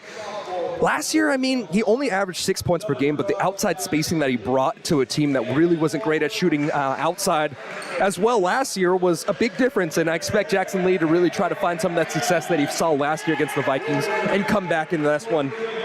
And last but not least, the 6'5" sophomore, number 20, Pedro Lemay. We're going to get that one right. He doesn't really shoot the ball all too much, but when he does, he's very effective. He's the leading rebounder for this team, averaging 7.2 rebounds per game. But he's shooting at a 63% mark. That's, I mean, one of the top in the 3C2A. So you can't let him start rolling under the basket and having some success there. And so for the Vikings, the same starters as last game. It'll be the 5'10", 170 freshman from American Canyon. Number 2, Kai Curry, the swiftest man down the floor, coming off a 6-point performance. I mean, Kai Curry, just a pure athlete. He's a freak, and he can get up and down the court in a blink of an eye. At the shooting guard position, it'll be number 5, Lorenzo Pardo, the 5'10", 170 sophomore from Heritage High School over in Brentwood. One of the better outside shooters for the Vikings. I mean, when he jacks up some of those shots, he jumps so high. I mean, you can see his head, despite the fact that he's only standing at 5'10". I mean, 5'10" listed. He's coming off a 13-point performance, so a pretty nice game for Lorenzo Pardo. The star for the Vikings, the 6'2", 185 sophomore from College Park. It's number 11, Ben Tejas. Tejas is averaging 18.5 points per game. He's coming off a 15-point performance. He was the MVP for the Vikings last year. And in the last year against Sierra College, averaged 16.5 points per game, 5 rebounds, and 2.5 assists. I expect to see Ben Tejas have another terrific night and likely see Sierra College try to really foil those plans for Tejas tonight. Expect some other players to have to come in here and get some scoring going. Elijah Keys has had a little bit of a rough showing the last couple games, coming off some foul troubles and such, but he's coming off a 6-point performance, 7.8 points per game, 5.1 rebounds per game, and last but not least is the 6'6" center from Las Lomas, Michael Wood, who wins the tip to get this started. Working right to left, it's the Vikings in their gray tops, gray bottoms with the green numerals. And On the other side, it'll be Sierra College with their black tops, black bottoms with the purple trim and the white numerals. As Kai Curry has the ball from the right wing, brings it back around to Michael Wood, and Lorenzo Pardo slashes the left wing and elevates to miss the shot for the first possession for the Vikings. They're off rebound brought in by Stoltz. You already see kind of the defensive effort that Sierra College is able to bring, forcing Pardo into that very tough contested two-pointer. Cameron Frazier rifles inside over to Lamy, and Lamy gets the first points of the game, 2-0. Just wide open underneath the basket. Lorenzo Pardo handles, gets it over to Keys, returns it back over the edge of the DVC Vikings midcourt logo. Now to the right wing, it's Curry. Leaving Keys all alone, and Keys makes them pay the price. Lamy was one-on-one after the double came to the corner over to Pardo. Pardo with the assist and the finish for Keys to tie it up at 2. Nice ball denial by Wood as he slips to the ground. The feet are wet after the raining floor. And the floater inside for Cameron Frazier is good. 2 points for Cameron Frazier, but that's something to factor in as well. The mats haven't really dried the feet off for any of the players, and as it's been raining the last few hours here in Pleasant Hill, some slippery feet to start this game. And a foul will be called. I believe it'll go against Boomstra as Lorenzo Pardo hit the floor. First against Boomstra, the first against Sierra College. Right side of the baseline inbound now for Kai Curry. As Sierra College likes to play it more and more aggressive on defense, it's important for DVC to kind of offset that and use that to their advantage, maybe draw some more fouls and get into the bonus early in this half. And so an early wet spot on the floor as Lorenzo Pardo really got a sweat going in the opening warm-up. So as he hit the deck, he's going to have to clean up his own puddle. And they'll move the ball over to the baseline now. So likely Michael Wood will come out to inbound it for the Vikings on the other side of this little cleanup break. So they'll actually send Lorenzo Pardo in his highlight green sneakers. And he will be the one to trigger from the sideline. From the hash mark, scans the floor, whips it over to Kai Curry, and Kai Curry with 19 seconds left will defer.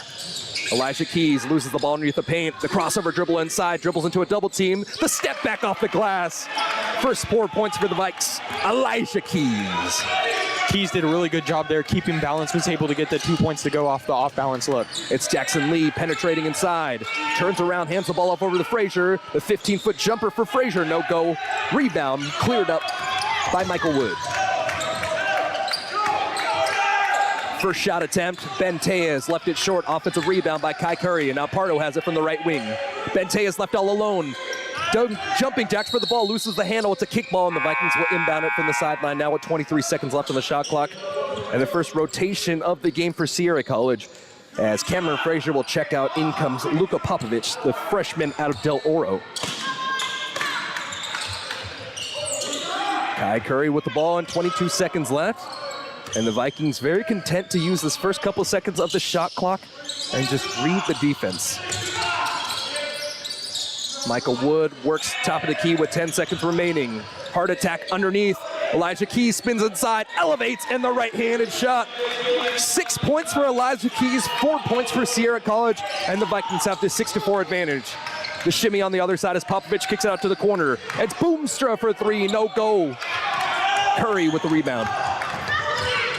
Left wing, Benteas shuffles around. They leave Pardo all alone. Pardo returns the favor back over to Benteas, steps to his right, fires away, gets the shot off the rim, off the glass, and it fills the cup. First basket for Benteas comes at the 17-minute mark, 9-4. Man, the one thing I love about Benteas' game is he's never offline. He's always centered, and that's why he's able to always get such a quality shot off. Luka Popovich leans in with the right hand, and the Vikings get another stop. Right wing attempt once more. Benteas back-to-back threes. 12-4, an 8-point advantage for the Vikings after about 3 minutes and 15 seconds of play here on DVC Vikings.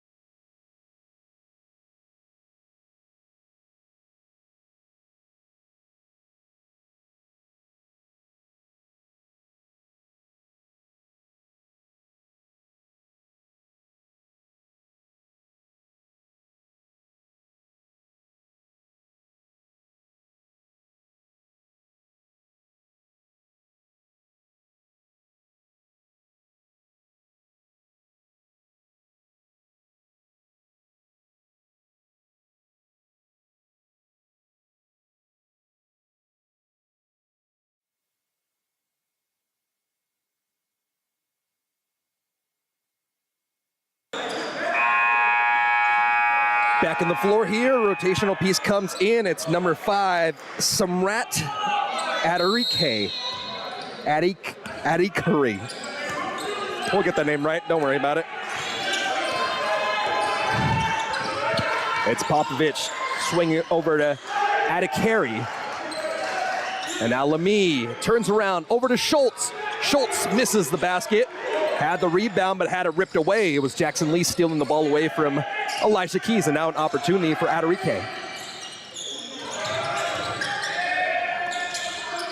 Adikari, pardon me. Popovich over to Adikari. Spins around from the left elbow. Defers over to Popovich. Going straight into the paint, and a terrific finish inside for Luka Popovich.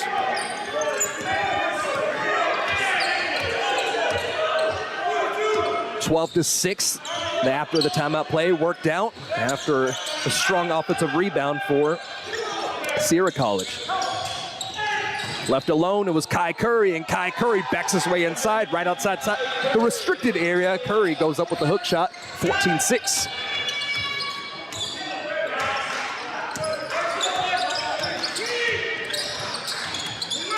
Popovich trying to get a screen, but it was Michael Wood drifting off of that ball.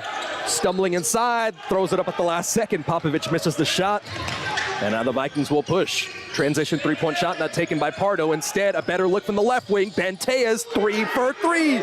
I believe it's 3 for 4 actually, but the last 3 three-pointers dropped down, and Benteas is putting on a clinic in this early going, opening up the first double-digit lead for the Vikes here, forcing another timeout out of the pocket of Coach Fasano. 17-6 our score after 5 minutes of play here on DVC Vikings.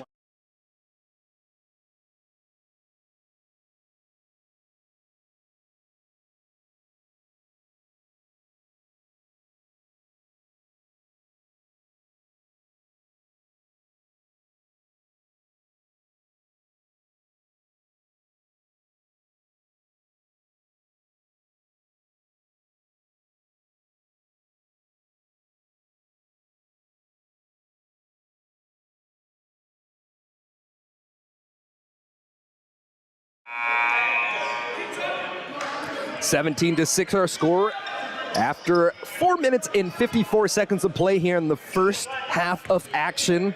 It's been all DVC. A few good answers from Sierra College, but Benteas alone already has 9 points. Sideline inbound for Jackson Lee. Over to Adikari, and he'll dribble with the left hand before passing to Stoltz. Stoltz back over to Adikari, a two-man game between Stoltz and him. And now Adikari has the ball with 15 seconds remaining. Jab step inside the 12-foot floater. Too strong. Pardo comes high for the rebound and comes away with it. Curry running down the far side of the floor. Right-handed dribble back over to Pardo. Extra pass to Hurtado. Jackson for the first time replacing Wood. And now the spin as Benteas is fouled in the process. The reach-in called on Jackson Lee. Second foul against Sierra. Now that Tejas has hit a couple three-pointers from the outside, let's see the defense kind of overcommit on his shot. And just like right there, he gets by the defender a little bit, and they're forced to foul him because of the angles. Lob goes over to Pardo, and he'll dribble. Was trying to find Tejas running the baseline, but Tejas stayed alone in the corner, so a turnover on a miscommunication on Pardo. It'll be Nicholas Stoltz to bring it across the timeline as the Vikings set up their man-to-man defense on the other side of the court. Jackson Lee over to Lamy. And Lamy will dribble, handoff. Caught his man, dropped to the ground. I believe that was Lorenzo Pardo who fell on the play. And another missed opportunity at the basket as Sierra College trails by 11. Driving kick out to the left wing. Vinny Hurtado knocks down his shot. And it's a deep ball for the left wing. Terrific assist by Kai Curry. 20-6. Adikari, scoop shot off the right side. Way too high, and the Vikings come away with it. It's Benteas with the board. Troubled, turns the ball over. Picked up by Jackson Lee. Benteas slow to get up at the other side of the play as well. And Jackson Lee will dribble with his right hand. He scans the floor.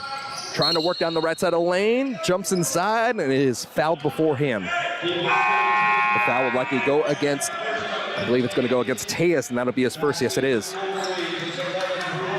Moselle Wilson and DJ Evans will come in replacing Benteas and Kai Curry. Moselle Wilson, a terrific game last time around. 14 points is new career high. And the inbounds pass from the baseline will go over to Boomstra. Boomstra with the shaved sides and the poof ball on the top of his head. It's Stoltz. Hook shot inside. Moselle Wilson fouls him in the process. So Moselle Wilson checks in and immediately fouls the shooter, sending Nicholas Stoltz to the free throw line, the 87% free thrower. And he'll get a talking to by head coach Irv Anderson. Stoltz held off the scoreboard up to this point, and he still misses the first free throw. He's been trending in the right direction in Big 8 play, shooting 90% from the line. But a little bit of early jitters for number 10 in black. Misses both of them. Rebound by Keys. That is not something that you expect to see in the scouting report. Andrew Hanks to the scorer's table for Sierra College as Mo Wilson has the ball for the Vikings from the left wing. A push underneath the basket. Elijah Keys will pick up his first on the offensive foul. And a technical. I don't know about this one. I think they're going to call the technical on Keys. Ryan, you're a little closer to the action. Did you hear anything there? It seemed like he maybe said something under his breath and the ref may have caught it, but I don't think it was anything too demonstrative, as there was not really like anything happening. It just a little bit of choice words, and then I guess the ref took offense to it. Jackson Lee makes the free throw, and he'll get a two-shot technical here, and yeah, that is tough. Elijah Keys is one of the nicest human beings on this planet, so for him to get a technical in that situation, just a little tough. 2 of 2 on his technical free throw attempts there. Jackson Lee makes it a 20-8 game. So off the technical, it'll be, I guess it was a turnover on offense anyways, but it's a technical 2 shots and possession still. It's interesting to see Stoltz not take those free throws, especially after his high shooting percentages, but I guess after missing 2, you send the other guy out there to shoot the 2 technicals. Huxwell Tipoff into the game for the first time, and right away he leaves his mark with the 3 ball. Left wing attempt, DJ Evans rattles it out. Trailer fighting inside, tips the ball alive over to Wood, and Wood throws to the corner. Last touch off of Stoltz as he's able to actually save the ball. I thought that went out of bounds, but the official says no. So it's a 9-point game after the 3-point shot from Huxwell Tipoff. Stoltz along with Andrew Hanks. He's with Cameron Frazier, Huxwell Tipoff, and Boomstra on the floor.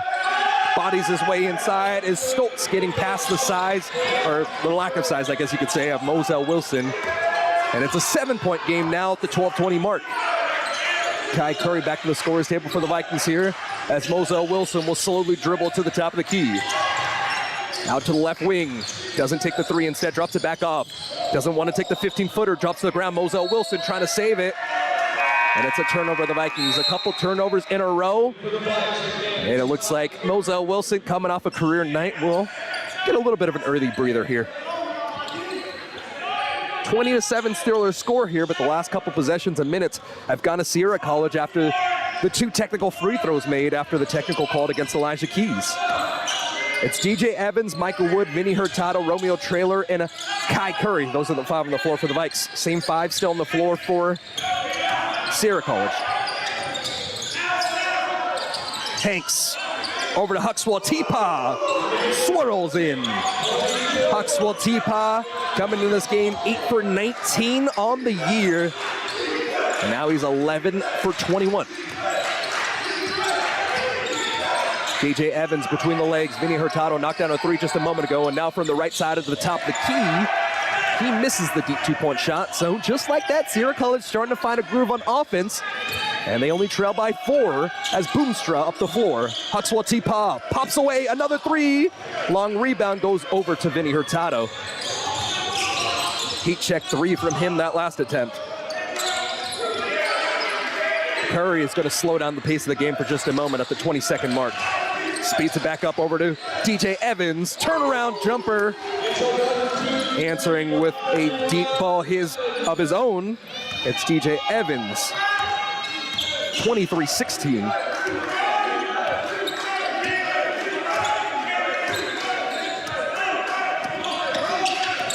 Nicholas Stoltz spun around from the left wing, defers over to Hanks, and now it's Boomstra drifting his way inside the lane. Boomstra with 6 seconds left to shoot. Over to Hanks from the right elbow. He has Wood on him, lowers the shoulder, blocked. Terrific block by Michael Wood. DJ Evans now from the corner. 3 ball is in. DJ Evans, back-to-back threes. And the Vikings open up a 10-point lead once more, 26-16, 10:06 remaining. Really good job there by Evans, running the floor, and he knew his spot. That's his spot, those wing threes, and he was able to convert it on the fast break shot. Frazier spun around alongside the baseline. A tough turnaround jumper. No go, tipped in the air by Hanks. And it's Kai Curry coming away with the ball. Under 10 minutes to play here in the first half. The Vikings have a 26-16 advantage. Michael Wood fires from the same spot. Different result, however, but an offensive rebound as Kai Curry gets it. And Romeo Traylor elevates and is fouled in the process. Romeo Traylor to the free throw line. Yeah, the pace seems to have picked up quite a bit in the last couple of minutes here. I think it's just because either it's a long rebound or it's a made three, and then anytime you have Kai running the offense, it's just, you're going to ferociously move down the floor. Yeah, and when the pace is increased, that favors DVC a lot in this game. You can see Sierra College, they're known for their defense, but that's because they want to play in half-court sets. When they're having to run back on defense and try and find players that are all across the court, especially with the Vikings, how they're shooting, it's been very difficult for them, and they've been out of position and given up open shots. First free throw is in for Traylor as we got a big group substitution here. Luka Popovic comes in. He's joined with Pedro Lamy alongside Jackson Lee, Samrat Adekari, and the last man is Nicholas Stoltz. Second free throw, nothing but net. Romeo Traylor 2 for 2 from the line on only his 5th and 6th attempts of the year. So Traylor, after the 2 made free throws, will go to the bench, getting a well-deserved breather. Bente is back in the game for the Vikings. So for the Vikes, it's DJ Evans, DJ Evans, Benteas, Kai Curry, Michael Wood, and Lorenzo Pardo. Adekari driving the baseline, out to the corner. It's to Stoltz. Stoltz for 3. Too strong, tipped up in the air. Offensive rebound, and the putback's denied. Jackson Lee got wiped off the board. It's Adam Wood there again. Michael Wood. And the Vikings force a turnover. Heavy ball pressure. To the Wood family, sorry about that. Played with Adam Wood. He was my quarterback when I was playing football here, so when I get a little excited, it still comes out. Michael Wood definitely earning his own stripes there. Not riding any coattails, as he has been a terrific player for the Vikings this year.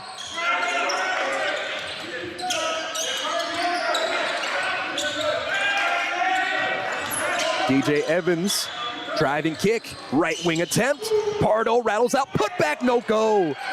Michael Wood flew into the air, but the little punch went a little too strong. 12-point advantage still for the Vikings here at the 8:32 mark. Jackson Lee hands off, and now Popovic has it. Popovic finds a sliver of space. The extra pass to the outside. Jackson Lee doesn't take the corner 3. And now it's Stoltz. Kai Curry on the defense. Stoltz driving down inside of the trees. The turnaround jumper from the right side of the lane. 12-footers miss. All of the 6'6" of Michael Wood stretched out to get that board. Corner 3. DJ Evans downtown, no go. Terrific setup, but the shot didn't drop. DJ Evans has one of the cleanest strokes on the team. But just wasn't able to find success in the last attempt as Jackson Lee tries to drop it off over into his big, and a turnover. And Lorenzo Pardo was knocked out of bounds. It looked like Pardo and Curry were at the same spot at the same time, and he steps out of bounds in the process of it. So Stoltz out alongside Jackson Lee out, and we'll get you a lineup after the timeout. 7:48 remaining here in the first half of play, and the Vikings with the 12-point advantage after the first 12 and a half minutes on DVC Vikings Live.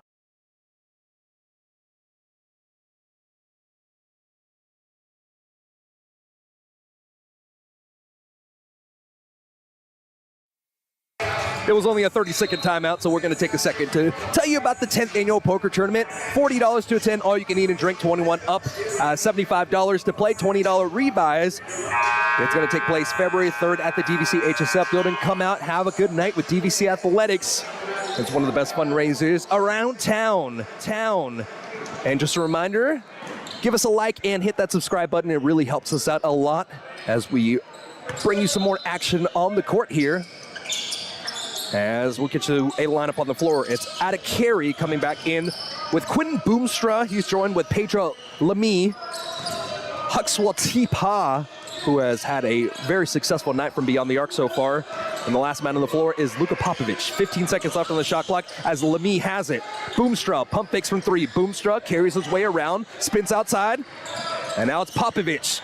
The one step in the cut, and Pardo stood tall but moved his feet just a little bit, and he's called for the foul as it'll send Popovic to the free throw line to shoot 2. Pardo will pick up his first. 5th on the Vikings. Pardo did a good job trying to get over there. It was a good effort, but where he kind of messed up was he needed to kind of try and stay set, maybe take a charge. You see some of the DVC coaches were kind of telling him that. And again, good effort on, he did the right thing in the rotation, just maybe moving a little bit too fast. Vinny Hurtado will check in, replacing DJ Evans. And the first free throw was missed by Luka Popovic. Second free throw attempt, hit off glass. Hey, doesn't matter. If it goes in, it goes in. Splits the pair. 3 points now for Popovic. Benitez over to the corner. Vinny Hurtado stops his dribble, flings it over to the right wing. It's Pardo finding Benitez, and Tejas comes back into the game, shoots from NBA range, and Tejas now 4 for 5 with 12 points. 31-17, a 14-point advantage for the Vikes. Luka Popovic, high with his dribble. With his purple kicks, he defers back over to Lamy. Lamy shovels over to Popovic. Driving kick. Last touched. It looked like the Vikings might have been the last people to touch it, but I think it went off the shoulder of a Sierra player as the Vikings were able to get their hands inside of the passing lane and force another turnover. So Boomstra will come out, and Jackson Lee will come back in the game for the Wolverines. Lorenzo Pardo, hair a little askew with the sweat, throws the ball behind Michael Wood, and the ball ricochets over to Kai Curry. Leaving Tejas alone, Tejas steps into the left elbow jumper, filling the cup. First 2-point shot to drop, a 14-point night throughout the first 13 and a half minutes for Ben Tejas. It's averaging over a point a minute. Ada Carey dribbles inside, loses the handle, or stops the dribble, and a steal from Michael Wood. Wood! Right-handed shot. I thought he was going to slam that down. Michael Wood's first basket comes off a terrific steal as he lays it up out. You can see his momentum. He wanted that dunk so badly, but just got carried away with the momentum. Corner 3-point attempt for Stoltz. Offensive rebound. Terrific looking attempt there by Lee, and Lee will fall to the ground and throw the ball off a Vikings player as he drops there. A little shaken up on the play as he holds his right knee. 35-17 at the 5:45-minute mark here. Right side rebound for Sierra College. It'll be Stoltz to trigger.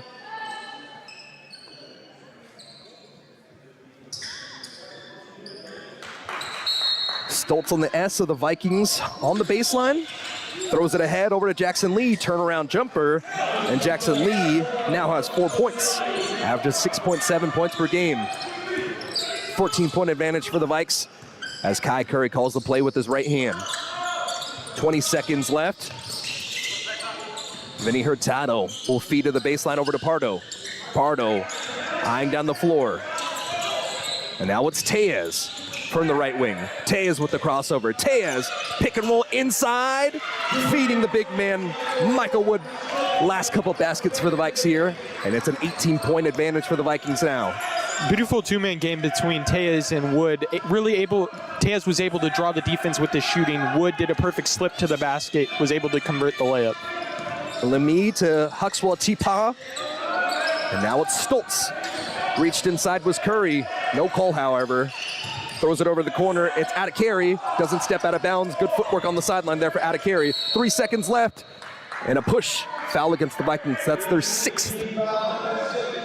And it will be on Vinny Hurtado. That's his first. That's a tough foul on the Vikings. There wasn't really a shot attempt there, and there was 4 seconds left on the shot clock. It's just really unfortunate. Yeah, they bottom out.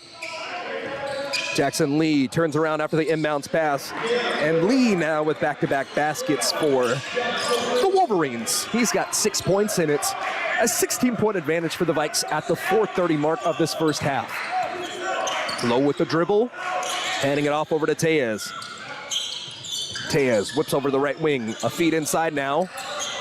And Wood will facilitate from the baseline. Wood lowers the rear end, and a terrific charge drawn by Ada Carey. That is the 7th, so now Sierra College will be in the single bonus. Isaiah Poland checks in the game for the first time for the Vikings. He's been getting some limited playing time in the last few attempts, but he's had some good looks from deep when he's been in the game. So 7 fouls against the Vikings, 3 against Sierra College. At the 4:13-minute mark, the Vikings have a 16-point advantage. A turnover and a steal. Hurtado! Oh, he elevated to slam it in the last second. He let it up.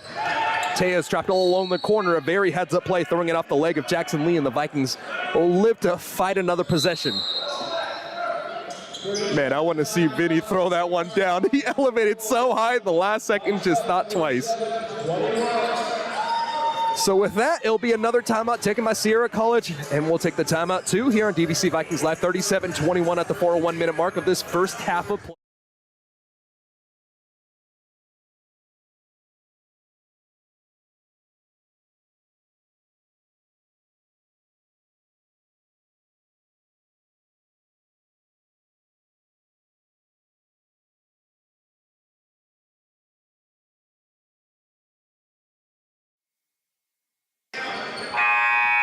Five timeouts already taken by the pocket of Sierra College, so that's something going to be factored in this early going. I think you got to really take these timeouts in these situations so the Vikings don't start to push ahead even further here. The Vikings with the 16-point advantage, and Vinny Hurtado will whip it into the backcourt as Kai Curry has the ball. Cross-court pass, Hurtado over to Pardo. Pardo feeds inside over to Poland, had ball stripped away.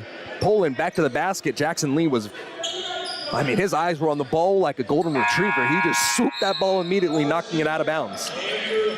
Andrew Hanks will come in, replacing Lemmy. And it'll be Hurtado to trigger from the baseline once more. Hurtado over to the left wing. It's Lorenzo Pardo with 15 seconds left. Elevates inside. Lorenzo Pardo has the ball knocked all around. Huxwell Tipoff kept the ball alive, and it was finally cleaned up by Stoltz.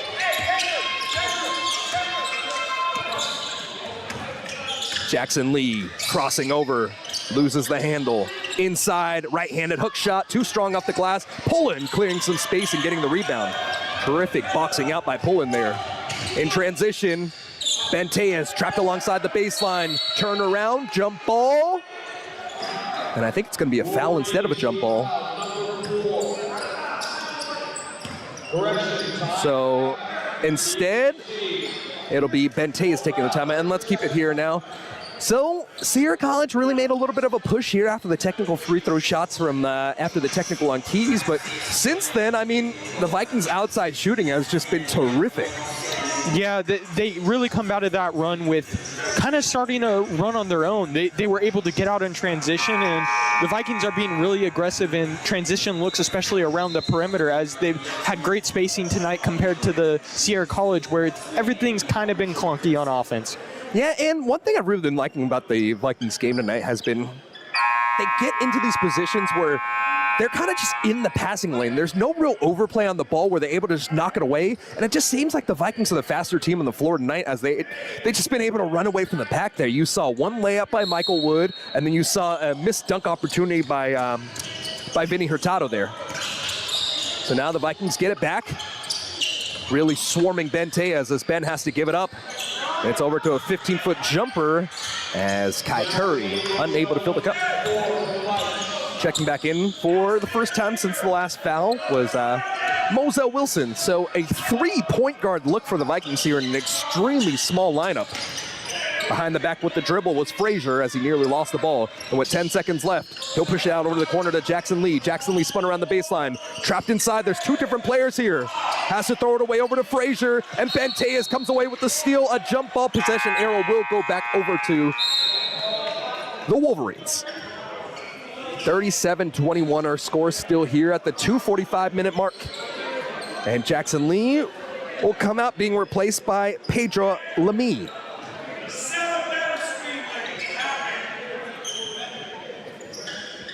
Cameron Frazier was stuck up inside the corner there as there was two Wolverines in the same spot, and honestly just got a little lucky in that position, being able to force the jump ball and get the ball back.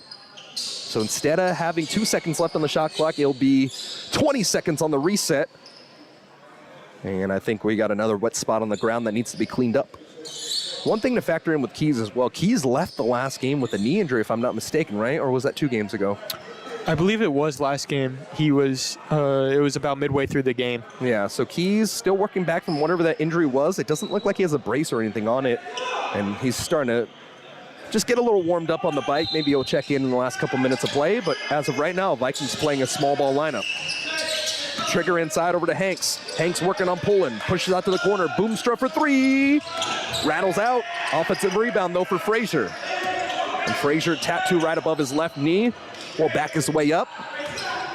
And the head coach, Fusano, calling the offense.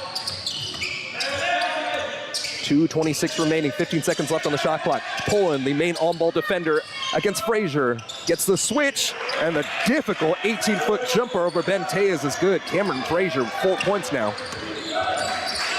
37-23. Benteas gets the ball back, left it a little short, curled out on the deep three-point attempt. He's now 4 for 6 from beyond the arc tonight. Under 2 minutes to play now in the first half. It's Boomstra dribbling with Kai Curry on the defensive assignment. Romeo Traylor to the scorer's table for the Vikings. Andrew Hanks will hand back over to Frazier, and Frazier will get past Pullen. The switch once more. Side of the key, misses the shot. Mo Wilson flying for the rebound. Throwing over to the right wing. To the hash mark, it's Tejas. Doesn't settle for the 3-ball, instead spins around. Got the contact, he'll get a trip to the line. Barely missed the running floater. And Tejas, the best free throw shooter for the Vikes, trying to go to the free throw line to make his 15th and 16th points of the night. Tejas right there saw the opportunity in transition, attacking Frazier, and Frazier a little bit mad on the sideline, thinking there wasn't a foul, but it's really hard to play defense when he had both his hands kind of on the player while Benteas was kind of doing his spin move and shooting. First foul against Frazier, that's only the 4th against Sierra College, and the Vikings have held to that 7-foul number. They haven't allowed a one-on-one opportunity up to this point. And the first free throw for Benteas is true. Nearly a 90% free throw shooter at 89.3% in Big 8 play, 89.1% overall. Ben is just he's a stud shooting the ball. That's all you can really say.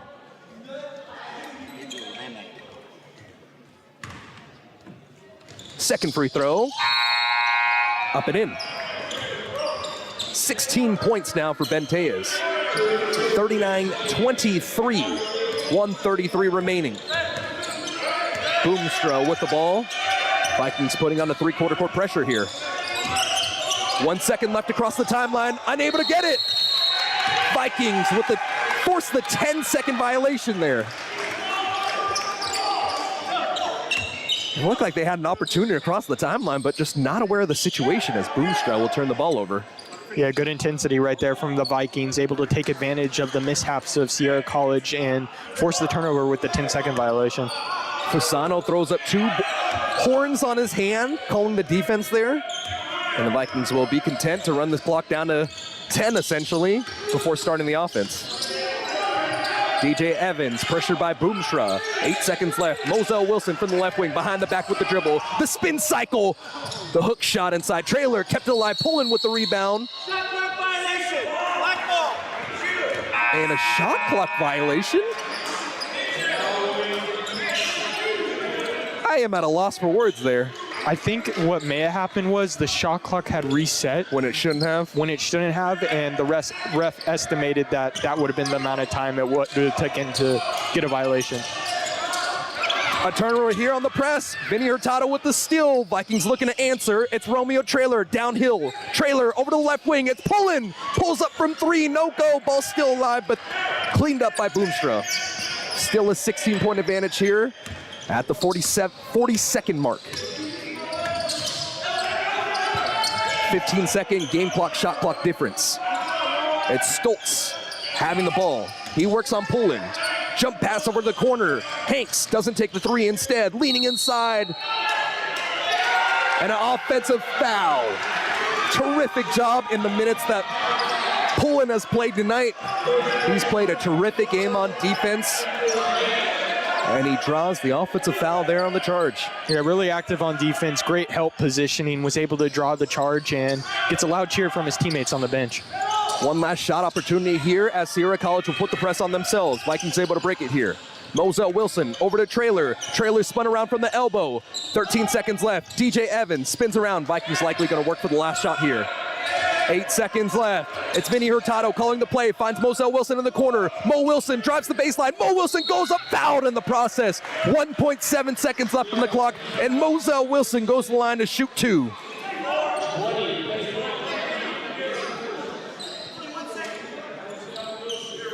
And that's how you play it out. The Vikings didn't really want to take any early shots in the shot clock. You already have the 16-point advantage. Just go in there, buy some time, and then capitalize here, and let's see if Mo Wilson can knock down 2 free throws. I also love that Mo Wilson really knows his game. He could have definitely pulled up there with the seconds running down on the clock, but he knows that his bread and butter is getting to the basket, using his athleticism, and right there gets the free throw to go. Let's hope that he gets the other one to go next. Yeah, Mo Wilson, not much of a three-point shooter at 5%. I mean, very limited attempts, don't get me wrong. A half-court heave by Boomstra as it hits the top of the rafters.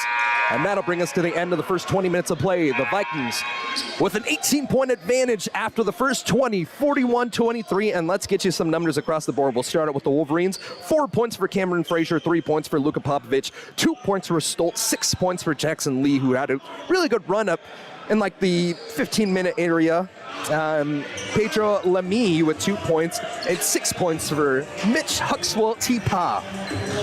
On the other side, Romeo Trailer knocked down both of his free throws, giving him 2 points. Kai Curry got a mid-range jumper for 2 points. Moselle Wilson just knocked down those 2 free throws, giving him 2 points. The leading scorer of the game and the leading scorer for the Vikings, Ben Tejas, with 16 points. 3 points for Hurtado on his left wing three-point attempt. Michael Wood, 2 nice little inside shots, one of them off of a steal.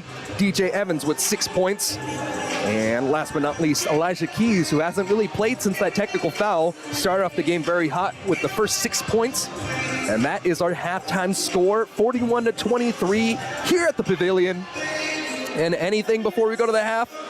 I would just say we came into this game thinking about how DVC has to combat Sierra College's perimeter defense. But in reality, it's DVC's perimeter defense that's really carrying them so far this game, whether it be playing in the passing lanes a little bit and just on-ball aggressiveness.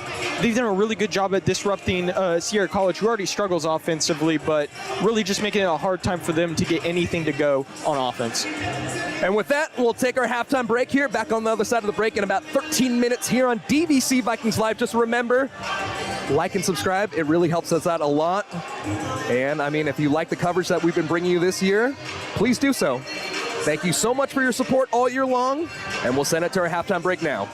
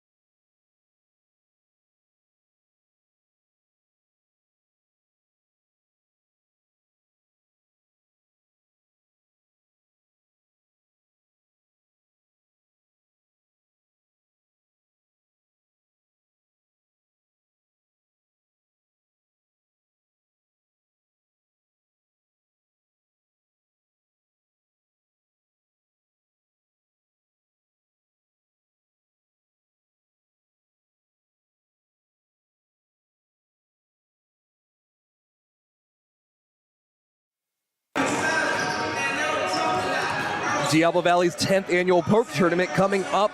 It's going to take place Saturday, February 3rd at the DVC HSF building. 5:30 to 6 is the happy hour, and then 6 to 10 is the event. $40, all you can eat and drink, 21 and up. $75 to play, $20 rebuys. First place takes home a $500 Visa gift card. Second place takes home a $250 Visa gift card. Third place takes home a $200 Visa gift card. Go to eventbrite.com and search DVC Poker. Helps us a lot on the athletic front, and your support on the YouTube page. Like and subscribe helps us a lot as well. We bring you all the action here for the DVC home games and possibly some road games depending on the broadcasting situations that these schools have. And yeah, it'll bring us back to the action here on the floor. 20 minutes left on the clock, just about 30 seconds left in this halftime break. And we'll get you an update here. The Vikings came out to a hot start. Was 6 points Elijah Keys, 4 points for Sierra College. And from that point, the Vikings opened up a double-digit lead. And then, yeah, they just continue holding that double-digit lead. Sierra College tried to fight back a couple different times, but the perimeter defense for the Vikings has been working out extremely well as the outside shooting for the Vikings. Ben Tejas, 4 for 6 from beyond the arc early on tonight. And so for the first time in about 15 minutes, we get to see Elijah Keys, who came out last time, and with the technical foul, the officials came and talked to us during the halftime break saying he didn't say anything very nice that I can repeat, but he immediately said sorry, so got to give the guy a pass on that one. Sometimes emotions get the better of us, even when you're a very kind-hearted, nice person like Elijah Keys. So working right to left, it'll be starters back on the floor for the Wolverines. It's Frazier, Stoltz, Boomstra, Lee, and LeMay. On the other side for the Vikings, it'll be Ben Tejas, Lorenzo Pardo, Kai Curry, Elijah Keys, and Michael Wood. Right wing goes over to Frazier. Passes inside. The short right wing jumper for Jackson Lee. Jackson Lee, one of the bright spots here for this Wolverines team in the first half of play, and he's now at 8 points after the first made basket on the opening possession for the Wolverines. Pardo answers with a 3. A little too strong. Rebound brought in by Frazier.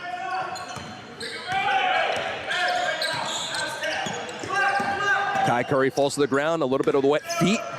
The ground is still wet despite the fact that it stopped raining here at the Palladium in Pleasant Hill. And now a left wing attempt as Stoltz unable to find it. Ball was last touch off of the Vikings player though, so the ball will stay with the Wolverines. During the halftime break, the Wolverines were out there in the hallway. They weren't even there in their own locker room. They were having a huddle right there in front of the equipment room here at DVC. Lighting the world here. Got to play with more heart. Jackson Lee driving inside, trying to work past Ben Tejas. Stops his dribble as he hands it off over to Boomstra. Boomstra over to the block, out to the corner now for Frazier. Frazier, turn around for the right wing, out to the corner once more. Boomstra, too long, flying in for the rebound. Two different players for the Wolverines, and the man that made the play happen, Elijah Keys, will not be credited with the rebound, but he definitely saved that possession for the Vikes. 41-25, Kai Curry trapped inside that corner. Turn around, jump ball, possession arrow stays with the Vikings. Cannot allow yourself to get to that corner and be trapped in there. And Irv Anderson wearing a black blazer with his pink top, giving an earful over to his point guard.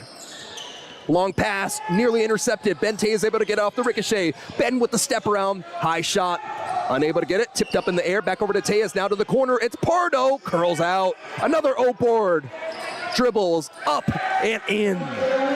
Michael Wood with the putback. 6 points now for Wood.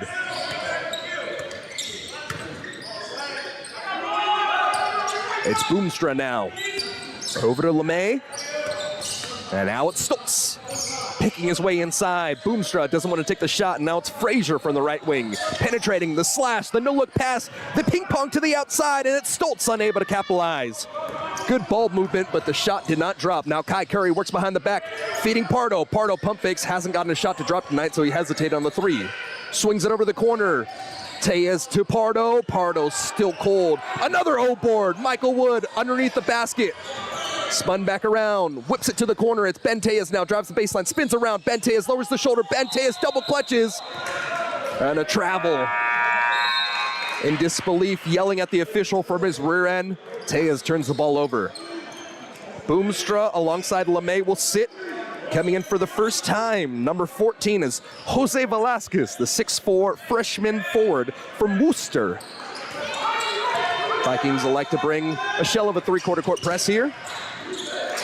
So Worcester alongside Ad Carey come back into the game for the Wolverines. And it's Stoltz, drive down the right side of the wing, drops it off. And an easy basket on the hesitation for Vasquez. And Vasquez only averages 1.5 points per game, already at 2 there. Sierra College did a really good job there, kind of offsetting the double team from the Vikings, dribbling away from it, and then were able to get the layup to go when the defense couldn't rotate the right way. And Lorenzo Pardo, who's been cold tonight, does not want to shoot, but the Vikings still keep trying to feed him. Pardo, driving kick, over to Tejas. Tejas, 5 seconds left on the shot clock. And Elijah Keys went up, got the O board. And good sportsmanship by Cameron Frazier to pick it up at the end of the play.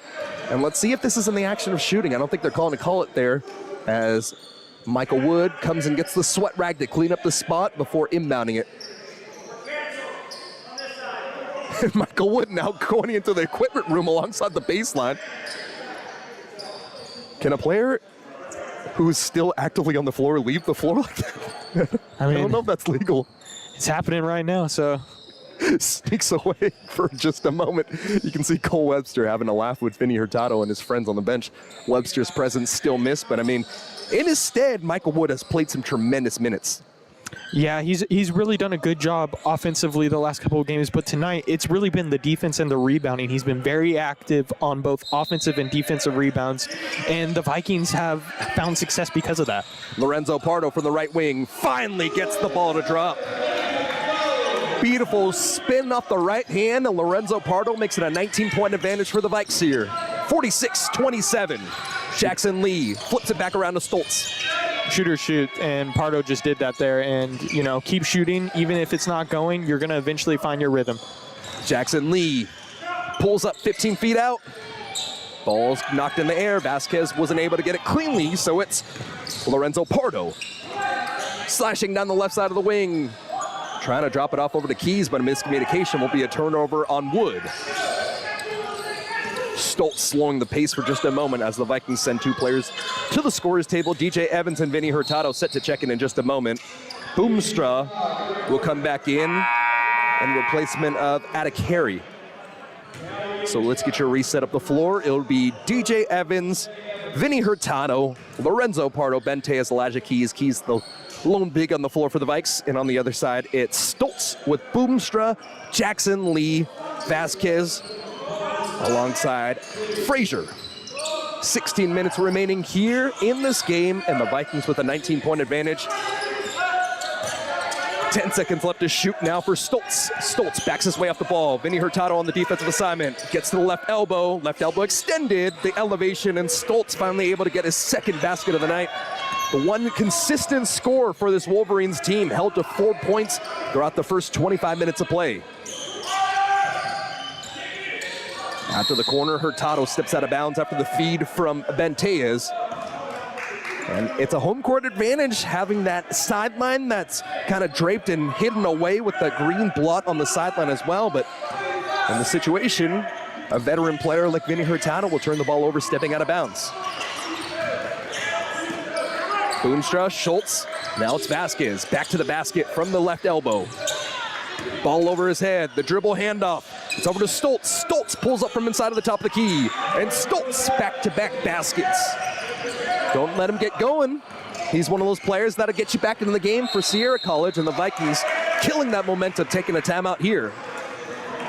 So both of the coaches using 5 timeouts up to this point, and it's 46-31 at the 15:05 minute mark here on DVC Vikings Live.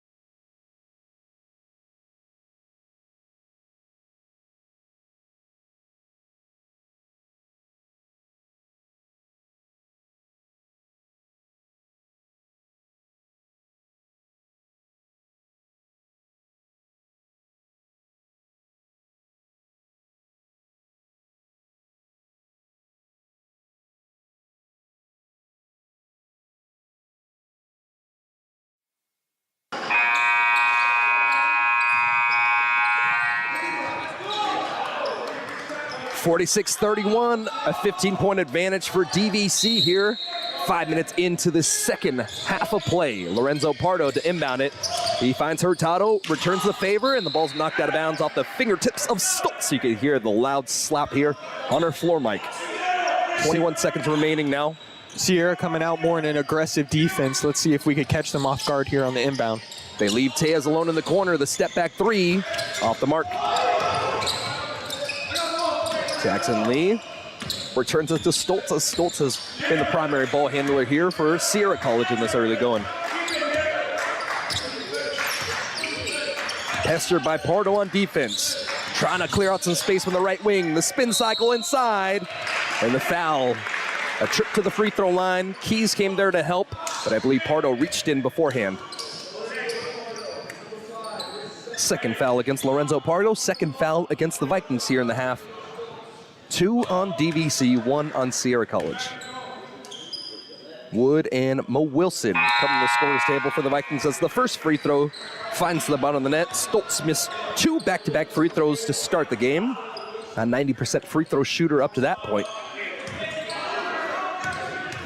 So with the rotation, it'll be Tejas, Wood, Mo Wilson, DJ Evans, and Vinny Hurtado as both the free throws drop for Nicholas Stoltz. 8 points for him now, and 6 points in quick succession. A 13-point advantage here as the Wolverines starting to fight back into this one. Heavy jump inside, 12 foot out.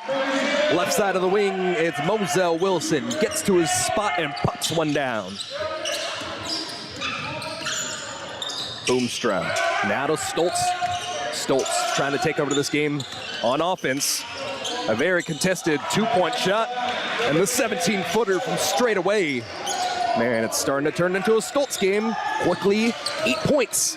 Hurtado, another 3-ball. Hurtado from downtown. 2 3-point shots have dropped tonight for Vinny. And it's good to see his offensive game going. Primarily a ball handler and assist maker for the Vikings this year. Stoltz answered with a 3 of his own. A little too far out, and Hurtado gets it off the glass. A tip and a steal. It's back over to Stoltz. Stoltz with the Euro step. Gets his defender left in the dust. Ben Tejas did well to stick with it, but Stoltz with the better offensive game. Now 12 points, 10 straight points now for Stoltz. Vinny Hurtado back inside to the baseline. It's Michael Wood, lowers his shoulder, falls to the ground, and a flop. Jackson Lee called for a flop, and I believe this should be a one-shot technical.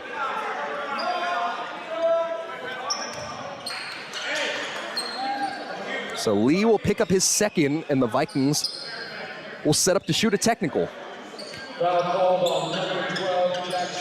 You don't really see the flop too often called, but right there before Wood was able to kind of make a move as he had his back towards the basket and face it, the defender kind of embellished his fall down to the ground before any contact was made. So it was really an easy call for the ref, and we'll take the Vikings getting a free throw. And the technical free throw knocked down by Ben Tejas, giving him his 17th point of the night. Ben Tejas has been on fire from the floor. Has missed the last couple 3-balls, though. A smaller lineup now as Michael Wood and Vinny Hurtado will take a breather. It'll be Tejas with Romeo Traylor, Mo Wilson, DJ Evans, and Kai Curry. Curry to inbounds it from the right side of the baseline. Eyes are down the floor, heavy clap on the ball, questioning what this play call is, and able to finally flip it over to Ben Tejas. 18 seconds left on the shot clock. And it's going to be Curry calling the play between the circles. Right hand dribble handoff over to Tejas, gets the screen from Traylor. Tejas cutting down the right wing, drops it off. And now sliding, an 18-footer from the baseline. Mo Wilson extends his range by a couple feet, and he's got 6 points now. 17-point advantage for the Vikings at the 12:45-minute mark. The second half has been all Stoltz, and Stoltz will get it from the left wing. Stoltz for 3, nothing but net. 15 points, 12 straight for Stoltz. Vikings answer with a 3-ball of their own. DJ Evans misses from the corner. Offensive rebound, reload 3, no go. LeMay cleans up the glass. Two great-looking shots for DJ Evans and a terrific attempt there on the offensive rebound by Moselle Wilson. But the Vikings still holding this 14-point advantage. Tattoos on his left forearm as he calls the play with that same arm as Stoltz. Boomstra now working off the ball, trying to free up Stoltz with Kai Curry on the defensive assignment. Stoltz trying to break free, and a foul correctly called. Romeo Traylor grabbed him by the right shoulder. That'll only be the second, or pardon me, it's going to be the fourth on the Vikings. So 4 on DVC, 1, all right. Let me see. I thought it was going to be on Traylor, but I think they actually called it on Kai Curry, so that'll be his third. Pardon me, it's his first, and the Vikings third. Romeo Traylor gets the steal. Traylor straight to the hole. Right-handed layup. Romeo Traylor says, hey, you going to call that foul? I'll take it right back and send it down myself. Traylor did a really good job recognizing everything right now is running through Stoltz, and he was able to key in on that screen and just blitz it, and Stoltz wasn't ready ball handling and got the layup on the fast break. And now Stoltz gets the contact and the finish from the left block. It looks like Kai Curry wanted some help side defense by DJ Evans. It didn't come, and it set him in a bad position. Back-to-back fouls for Kai Curry, and Stoltz now with the and one opportunity. Just like that, Stoltz up to 17 points. Time Benteas able to take the lead as the highest scorer in the game with this free throw here. Stoltz is doing a really good job at just showing his versatility offensively in this half. We saw a three-pointer go. We've seen the pull-up jumpers coming off screens, and just right there, taking his man off the dribble and scoring the layup. It's really hard to defend, especially at his height, where it seems like he could just shoot over the DVC defenders. So now that he's subbed out of the game, it's going to be interesting to see where Sierra goes offensively. Stoltz with the last 16 points for Sierra College in this half. And a three-quarter court pressure put on by Sierra College. Lorenzo Pardo, Kai Curry, and now it's Tejas. Tejas from 12 feet out, too short. Frazier with the rebound. It's a 13-point lead for the Vikings here. And we've seen this happen before in the San Joaquin Delta game. You cannot take your foot off the gas. You got to keep pushing through it, because in this Big 8, it doesn't matter who you are. You got to play a full 40 minutes and even sometimes a little bit extra basketball. Cameron Frazier over to Boomstra. Boomstra from the right wing. Boomstra bombs it from deep. First 3 points for Quentin Boomstra, and now it's a 10-point game, even with Stoltz sitting on the bench. Elijah Keys to the scorer's table for the Vikings here, and it's Kai Curry running the offense. Mo Wilson, 14 seconds left, the crossover. Refeeds DJ Evans, no go. Ball still live. Mo Wilson dives on the ground. And I believe it'll be a foul called against Adekari? Or no, a timeout instead by DVC. I'm not sure. I think the Sierra player was touching the ball while he was out of bounds on the ground, and so the ref recognized that and called the DVC ball. So instead of a jump ball, he was already out of bounds, and so DVC will hold it. Some substitutions here as Lorenzo Pardo comes back into the game. So it's Pardo who has the ball from the right wing, pump fakes from three, steps out, a left corner three, doesn't want to take it as Moselle Wilson. Instead, a feed over to Elijah Keys, who checked back into the game, and Keys called for the travel. Just a little hectic play. In that situation, Lorenzo Pardo opened up a wide open shot for Moselle Wilson. And yes, he is not necessarily a three-point shooter, but a shot created is a shot that needs to be taken. And that's part of the reason why the Vikings turned the ball over here. LeMay swarmed at the top. Romeo Traylor came up with the two-handed block, but too much contact down low. And this is an opportunity now for Sierra College to try to cut this into single digits. The Vikings have gone cold on offense here. And after the 16 straight points from Nicholas Stoltz, the three ball from Quentin Boomstra, it's LeMay, the 40% free throw shooter, rattling out the first. LeMay, a 40.9% free throw shooter. That's where my dyslexia flared up a little bit there. So not a bad foul by Traylor. Too many times, a lot of players on rotations, they come late and they foul, but they don't foul hard enough to where it affects the other player's shot. And right there, Traylor was never going to let him get the and one, and you saw it only resulted in 1 point. So yeah, you'll live with it. And Romeo Trailer did have an opportunity to block that ball as well. So it's back to a single-digit game now as the Vikings only holding on to a 9-point advantage, and the free throw line jumper is missed by Mo Wilson, and Sierra College continues to work even though Stoltz is on the bench still. Boomstra whips it back around to Huxwell Tipoff, who had some success from beyond the arc early on in the first half. It's Boomstra behind the screen. Pushes out to the corner, add a carry. Doesn't settle for a three, instead pushes inside, spins around, moves the pivot foot, no call there, and the ball rattles all around. Out of bounds, last touched off of Keys. A fortuitous call for Sierra College as add a carry ended up picking up that other pivot foot, but the officials just missed it. Left side of the baseline, Cameron Frazier scans the floor. Frazier throws it over to LeMay, a handoff back over to Frazier. 25 seconds left, behind the back. Quick pull up, left elbow jumper is good. 6 points now for Cameron Frazier.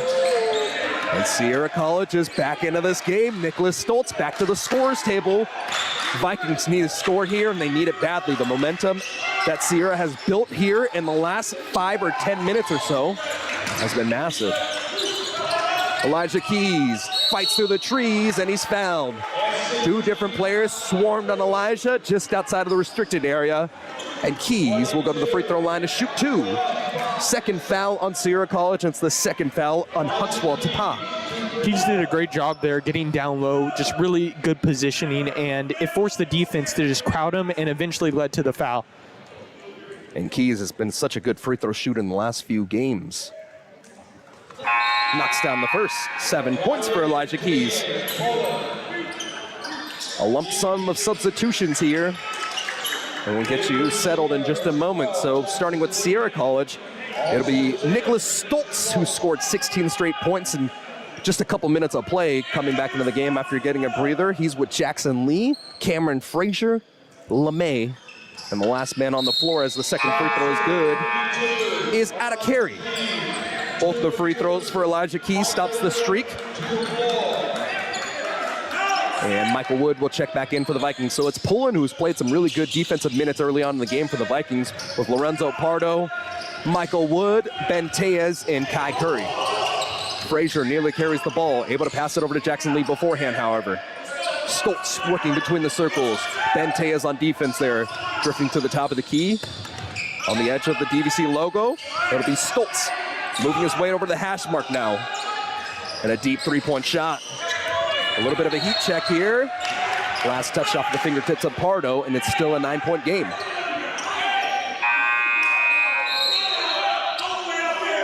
LeMay is getting an earful from his head coach as he will be replaced by Jose Vasquez.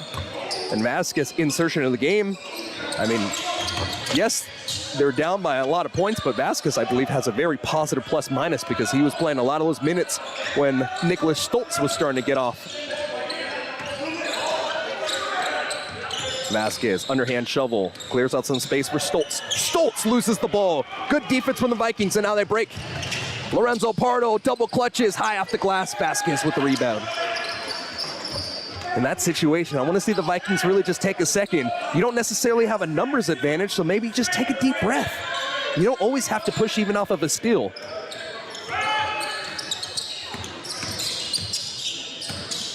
Cameron Frazier, the cut to the hole. Too strong. Pardo with the rebound over to Tejas. Spinning inside a double team. And a travel. Second travel called against Ben Tejas.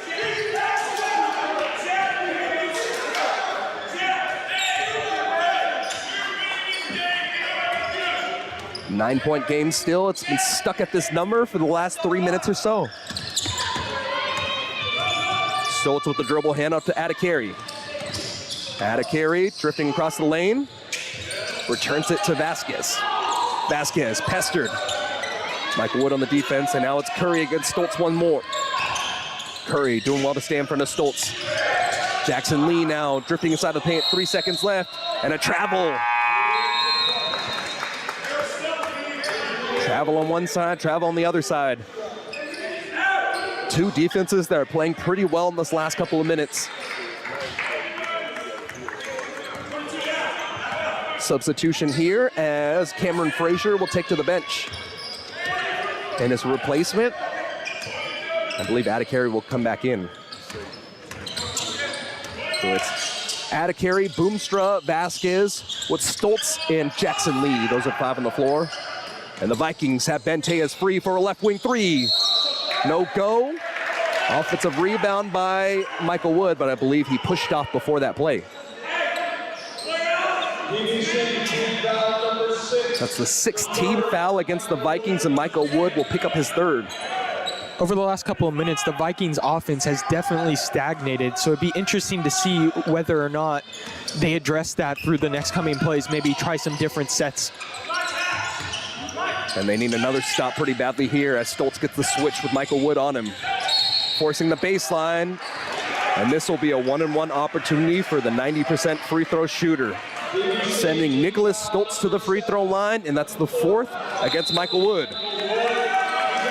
And with no surprise, the Vikings will take a timeout here. 6:29 remaining, 58 DVC, 49 Sierra. But Sierra has fought their way back, once trailing by 17 points. And they're also into this game here on DVC.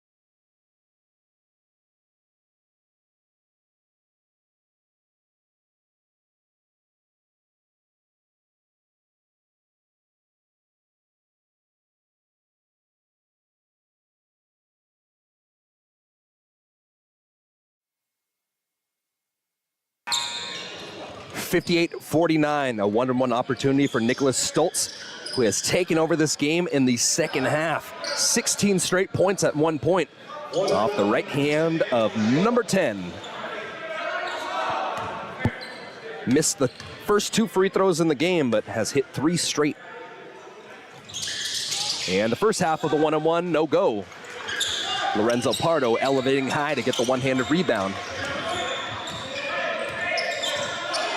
3 for 6 from the line for the 90% free throw shooter coming into the game. Vikings need a score here, and they'll go over to Pardo with 13 seconds left to try to find it. Stoltz playing the defense on Pardo. Over to Tejas. Left wing, Romeo Trailer, 6 seconds left. Back over to Ben Tejas, doesn't settle for a 3 instead, leaning into a tough 2-point shot. And Ben Tejas leans ahead to extend the lead back to double digits. 11 points now for Ben Tejas. 11-point lead for the Vikings and 19 points for Ben Tejas. Jackson Lee, a step back jumper, no go. And the Vikings get a quick stop. Jackson Lee might not have been the best shot. You can hear him talking to himself.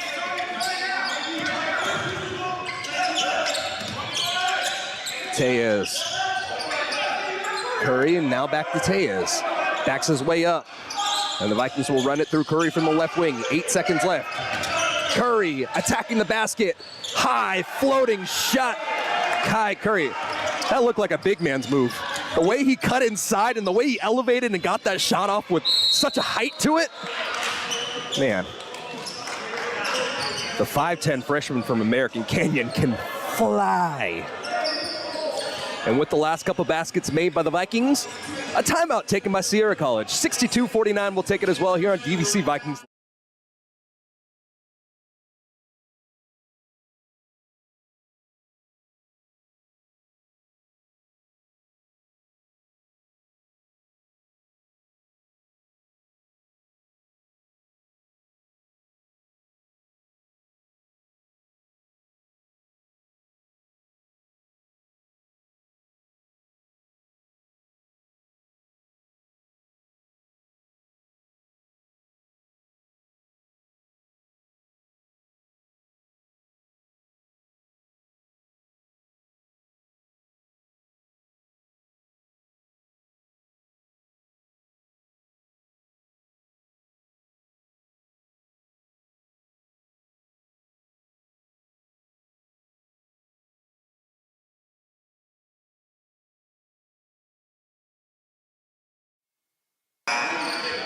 Back on the floor with the Vikings. And it's Lorenzo Pardo, Isaiah Poland with Ben Tejas, Kai Curry, and Romeo Traylor. Isaiah Poland has, I don't know what his plus minus is going to be at the end of this game, but it's definitely very positive. When he's been in the game, the Vikings have played a good defense. And just as I say that, Nicholas Stoltz on the back cut gets to 20 points. Still a double-digit advantage inside of 5 minutes to play for the Vikings here. 62-51, 7 fouls against the Vikings, 2 fouls against Sierra College. So Sierra in the single bonus. Pardo, only one made shot tonight. Deferring the ball back over to Tejas with the crossover. Tejas from the right wing. Ben Tejas, 22 points.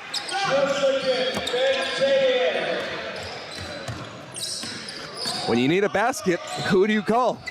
Number 11. Trying to find LeMay running the baseline. It was Frazier who elevated himself from the free throw line and had to throw that ball away. Lorenzo Pardo out, Vinny Hurtado in. And some substitutions for Sierra as well, as Frazier will check out and replacement Huxwell Tipoff. 14-point advantage for the Vikings here. 4 minutes and 14 seconds left to play. Vikings trying to get out of that 500 mark in Big 8 play and gets a 4-3 on the Big 8 season. Ben Tejas lowers the shoulder, and that's an offensive foul. Tejas will pick up his second. And for as good of a night offensively as Tejas has had, he's had quite a few plays where he either travels and turns the ball over, or I believe both of his fouls have been offensive fouls as well. Yeah, after those first couple of shots, you could tell the coaches for Sierra really took a focused effort on making sure he has the toughest time possible when the Vikings are on offense. And they've done a good job, but Tejas is still able to hit some clutch shots when the Vikings need him. And now it's Stoltz spamming every move in the book as he works his way inside the lane, and Boomstra with the attempt from the corner. And his shot was missed, but a foul underneath the basket off the ball will be called against the Wolverines. It'll be the third on Jackson Lee. Third on Jackson Lee, third on Sierra College. Vikings with the 14-point advantage, but 8 fouls. Hurtado crosses the stripe. Tejas does well to stay in bounds, and as he was trapped inside of the corner, he will take a timeout. So let's keep it here for this timeout. And so Sierra gave the Vikings a little bit of a scare there between the, let's call it the 13-minute mark over to the 6-minute mark. But since then, the offense has really staggered. In that situation, they took out Stoltz, who was, on an absolute heater with 16 straight points. And then everything just started to slow down a little bit. Stoltz really hasn't found his groove since he came back in the game, Ryan. Yeah, Stoltz for that 7-minute stretch did a really good job at finding his spots on the court and kind of playing his own pace. But when he subbed out of the game, you could tell the team was trying to look elsewhere for offense. And the Vikings, I think, kind of noticed that and felt like they were in a comfortable position playing defense. And as Stoltz kind of subbed back into the game, it may be a little bit too late, and Sierra's a little bit more desperate offensively to try and get stuff to go, and the Vikings have done a good job offensively on their side of the ball, being a little bit more patient. We saw a couple turnovers there during that stretch, and now they're getting better shots and really just trying to close out this game well. Yeah, DVC has really found their groove after going cold for a little bit, and just kind of the small ball lineup has really worked for the Vikings tonight. You get a lot more ball handling on the floor as Kai Curry has to retreat into the backcourt to get that ball after a little bit quick of a pass. And so the Vikings will send out Ben Tejas with Romeo Traylor, Kai Curry, Isaiah Poland, and Vinny Hurtado here as Tejas is knocked off his spot. No foul, though. 3 seconds left. Hurtado over to Poland. Poland has to just heave a shot away. Doesn't get it off in time. And the Vikings unaware of the situation there. Took the timeout with about 21 seconds left on the shot clock, and they used all 21 seconds before just a late pass over to Poland. So Frazier will come back in replacing Jackson Lee, and it's Jackson Lee, Stoltz with LeMay, Boomstra, and Huxwell Tipoff. Stoltz getting the ball in the dribble handoff. Defer back over to LeMay. Over to the right wing. Stoltz pump fake from 3. Instead, he jumps inside. A leading 2-point shot from the block. And Stoltz single-handedly is trying to wheel his team back into the game. A reach in though, as Curry went straight to the hole. It will be before the shot attempt. And DJ Evans will come in to replace Vinny Hurtado. So 2:36 remaining. It's only the 4th foul against Sierra College. So the Vikings will inbound it with Poland from the sideline. Huxwell Tipoff comes out. Jackson Lee back inside. And the Vikings will be very content to use as much clock as possible, holding on to this 12-point advantage. DJ Evans with 15 seconds left. Left-handed dribble, had the ball knocked away. Benitez was there to pick it up, however. 8 seconds left. DJ Evans from the right wing. DJ Evans! 3rd 3-point shot this evening. 9 points for the sophomore from Oakland, California. Rifles the pass inside to LeMay, and the Vikings will send LeMay to the free throw line. Romeo Traylor did not like that. Just a little bit of a bump, and the hip check will send the sophomore forward to the free throw line. But once again, LeMay, only a 41% free throw shooter. You kind of live with it here. Yeah, especially under the basket where it's such an easy shot for a big to make.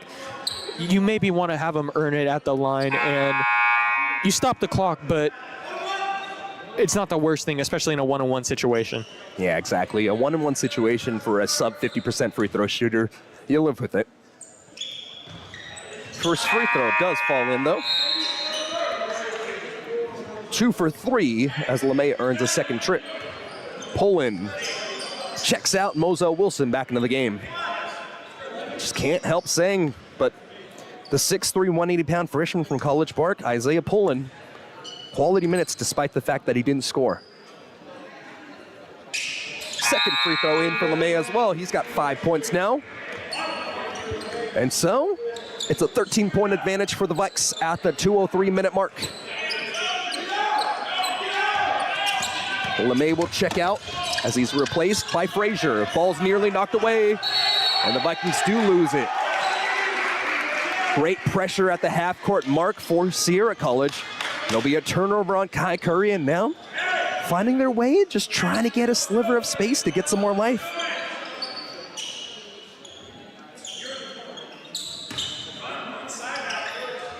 Jackson Lee scans the floor.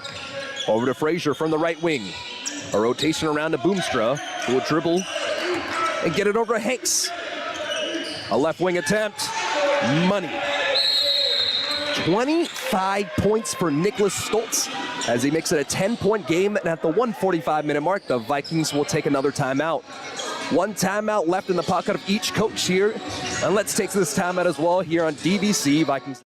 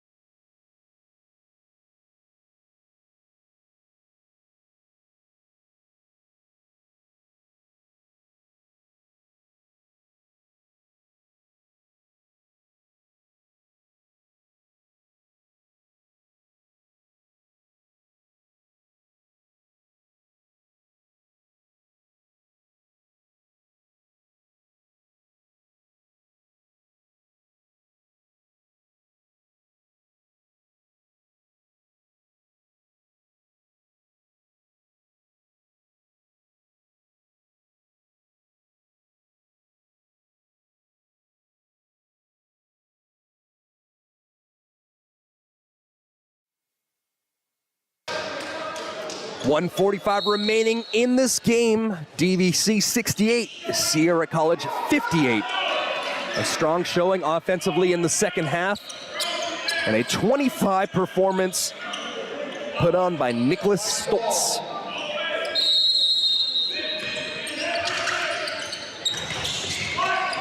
Vikings able to break the pressure very easily. It'll be Kai Curry spinning around. Curry needs to get the ball off, takes a timeout beforehand, and uses the final timeout for the Vikings, and we'll use it as, we'll keep it here as well. in this situation here, like, I think what the Vikings need to do, as I see them doing it just right now, is you got to send in some of your better free throwers. At this position in the game, down 10 points, you got to think about the foul game for Sierra College. They trapped Kai Curry in the midcourt, and Curry's one of those guys where, yes, he has great handles, but he's not a great free throw shooter, so he's somebody that you might want to get off the ball in this situation. Yeah, you really want to get it to their best shooter's hands, and for DVC, it's just patience. You got to take care of the ball, triple threat, patience. The defense will come to you and try and find open opportunities, and then defensively, they're going to try and score fast. I know that Sierra isn't necessarily the most fast-paced team, but at this point, they have no other choice with 1:37 left down 10. Yeah, a lot of their offense in those last few minutes has really just been dribble, handoff, give it over to Stoltz and see if he can make a play. And to his credit, he has been making that play. Some really tough contested threes, some tough runners. I mean, Stoltz has had a career night. So the Vikings will send out DJ Evans, Romeo Traylor, Vinny Hurtado with Ben Tejas, and Lorenzo Pardo. Traylor diving to the hole, and it's only the 5th foul on Sierra College. So the Vikings have a lot of opportunity to burn some clock while Sierra College tries to send DVC in the bonus here. And the Vikings need to execute on a lot of sideline inbounds plays. Ben Tejas with the ball. Crosses the timeline, nearly turns it over, and he does! Great hands by Adekari, and Adekari goes coast to coast. Back to a single possession, or a single-digit game here as Adekari gets his first points there. 1:15 remaining. Lorenzo Pardo gets the ball over to Vinny Hurtado, rotates around to Romeo Traylor, and Traylor's fouled. Vikings burn about 7 seconds off the clock in that last possession there. And one thing to note as well is, I'm surprised Elijah Keys isn't in the game right now. I understand Traylor's been good tonight, but you would think you would see Keys in these free throw coming up situations. All respects to Romeo Traylor though. And Traylor swiped down by Andrew Hankson. That is finally the 7th. A 1-and-1 opportunity now for the Vikings, and it's Romeo Traylor who's knocked down 2 free throws already today. It seems like the coach for Sierra, once it got inbounded to Romeo Traylor, instantly wanted a foul, so it's kind of interesting to see if, depending on the shooter, he wanted to send him to the line. And the first free throw is missed by Traylor. Traylor 2 for 3 now. Hanks back to Stoltz. Stoltz with under a minute to play. Trapped in the corner. Outlets to Lee. Long pass across the court to Adekari. Now to the corner. Boomstra for 3. His second three-point shot and a timeout taken by Sierra College. And this one ain't over yet. 68-63. Sierra College executing well on offense in the latter going of this game. And the Vikings holding on to a 2-possession advantage with 44.6 seconds remaining here on DVC Vikings.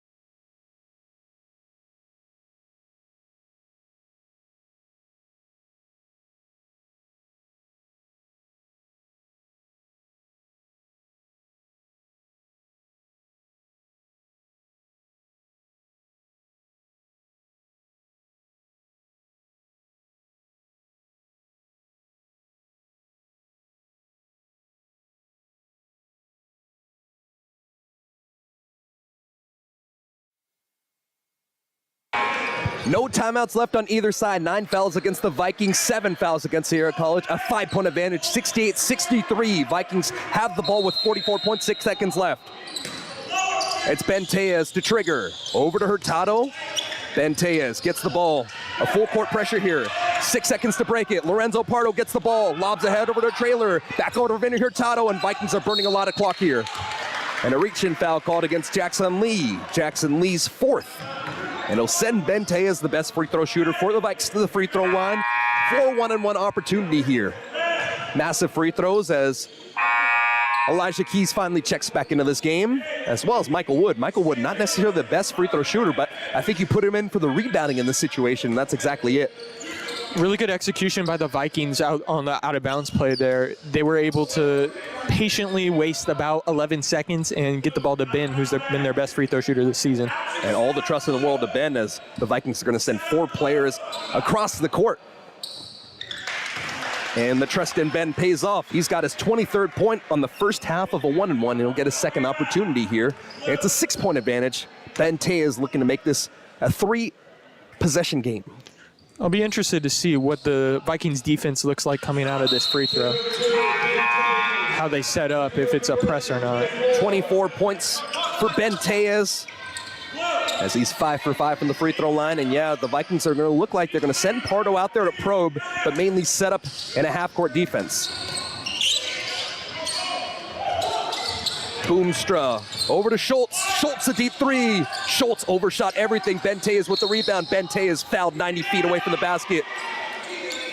Hanks got a little too handsy at the end of the play, and it's another 1-and-1 opportunity for Ben Tejas.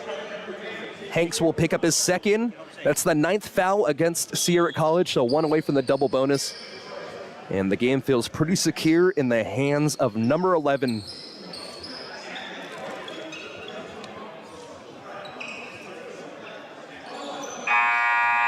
Honestly, all the respect in the world to the Wolverines in the second half of play. They fought extremely hard. They found their hot men and kept him rolling.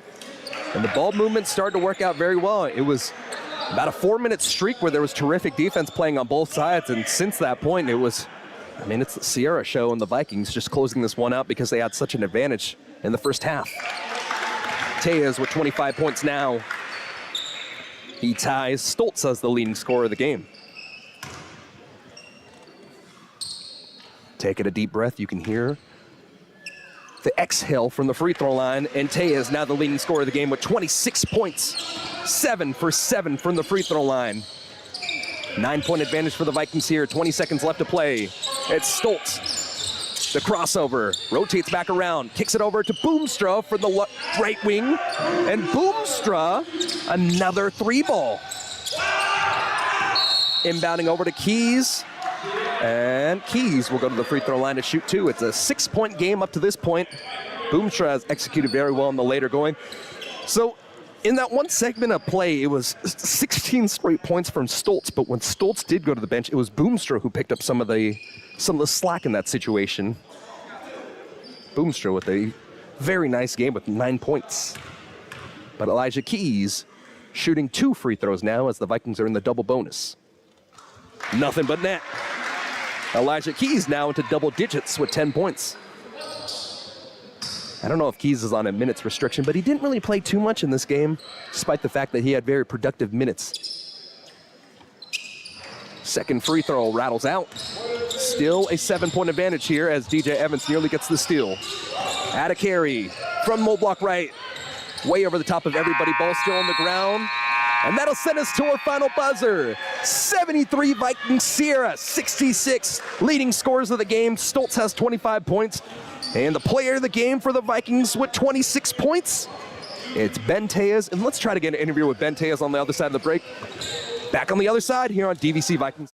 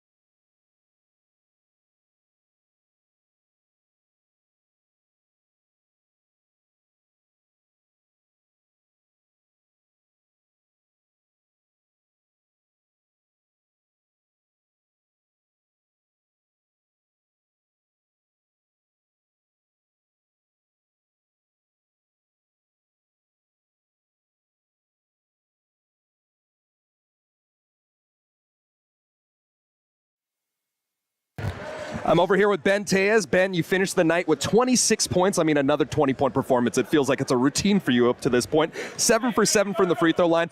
But there was a point in the first half where I think you were 5 for 6 from beyond the arc. You were just killing it. How does that feel to really just get on that heater and just keep the momentum rolling? Once I saw that first shot go down, it felt good. So I just knew if I kept shooting, my teammates were finding me. So I knew, just let it go. Yeah, and this is one of those games where you guys got up to a double-digit advantage to start the game, and then things started to trickle in the other direction. How'd you find a way to really hold this game together in the later going and kind of avoid a situation that we saw like earlier in the year with Delta? I think towards the end we started playing a little bit more together. I think we took them for granted a little bit, being up so much, and kind of let them get back into it. So once it got down to it, I think we tightened up and were able to close it out. And did you catch what Elijah Keys said? Did he pick up that technical? Not exactly, but he was bringing the energy all game. So absolutely, that's what Keys does. Yes. I feel like Keys and Traylor are two of those guys where if you insert them into the game, they are going to give you everything and all. They're going to give you their whole heart, every ounce of blood that they've got. Exactly. You love to have them, those kind of guys on your team. And I want to ask you about Isaiah Pullen as well. Pullen obviously hasn't played very many minutes this year. Had, about a 12-minute stretch of minutes played in this game tonight. And yes, he didn't score, but talk about that defensive presence that he really brought tonight. And talk about I'm sure you guys play together up at College Park as well. You probably know his game very well. Yeah, he always stays ready. He shows up to every practice and just keeps working. So when his name was called, he was able to contribute for us. So you guys go over to Santa Rosa Junior College, and that's going to be a 7 p.m. tip-off on the 23rd for you guys, and then coming back home against Sacramento City College on the 26th. How do you continue to move on with this positive momentum and come back home? Let's call it 5-3. Just keep building on what we've been doing, have a good few practices, and then just go out there and play like we can. So for Ryan Schell, for myself, Max Aggressive, for Ben Tejas, this has been another broadcast here tonight. Vikings win 73-66 at the end of it. Our player of the game, Ben Tejas, with 26 points. And let's close it out like we always do. Horns up on 3. 1, 2, 3. Horns up, folks.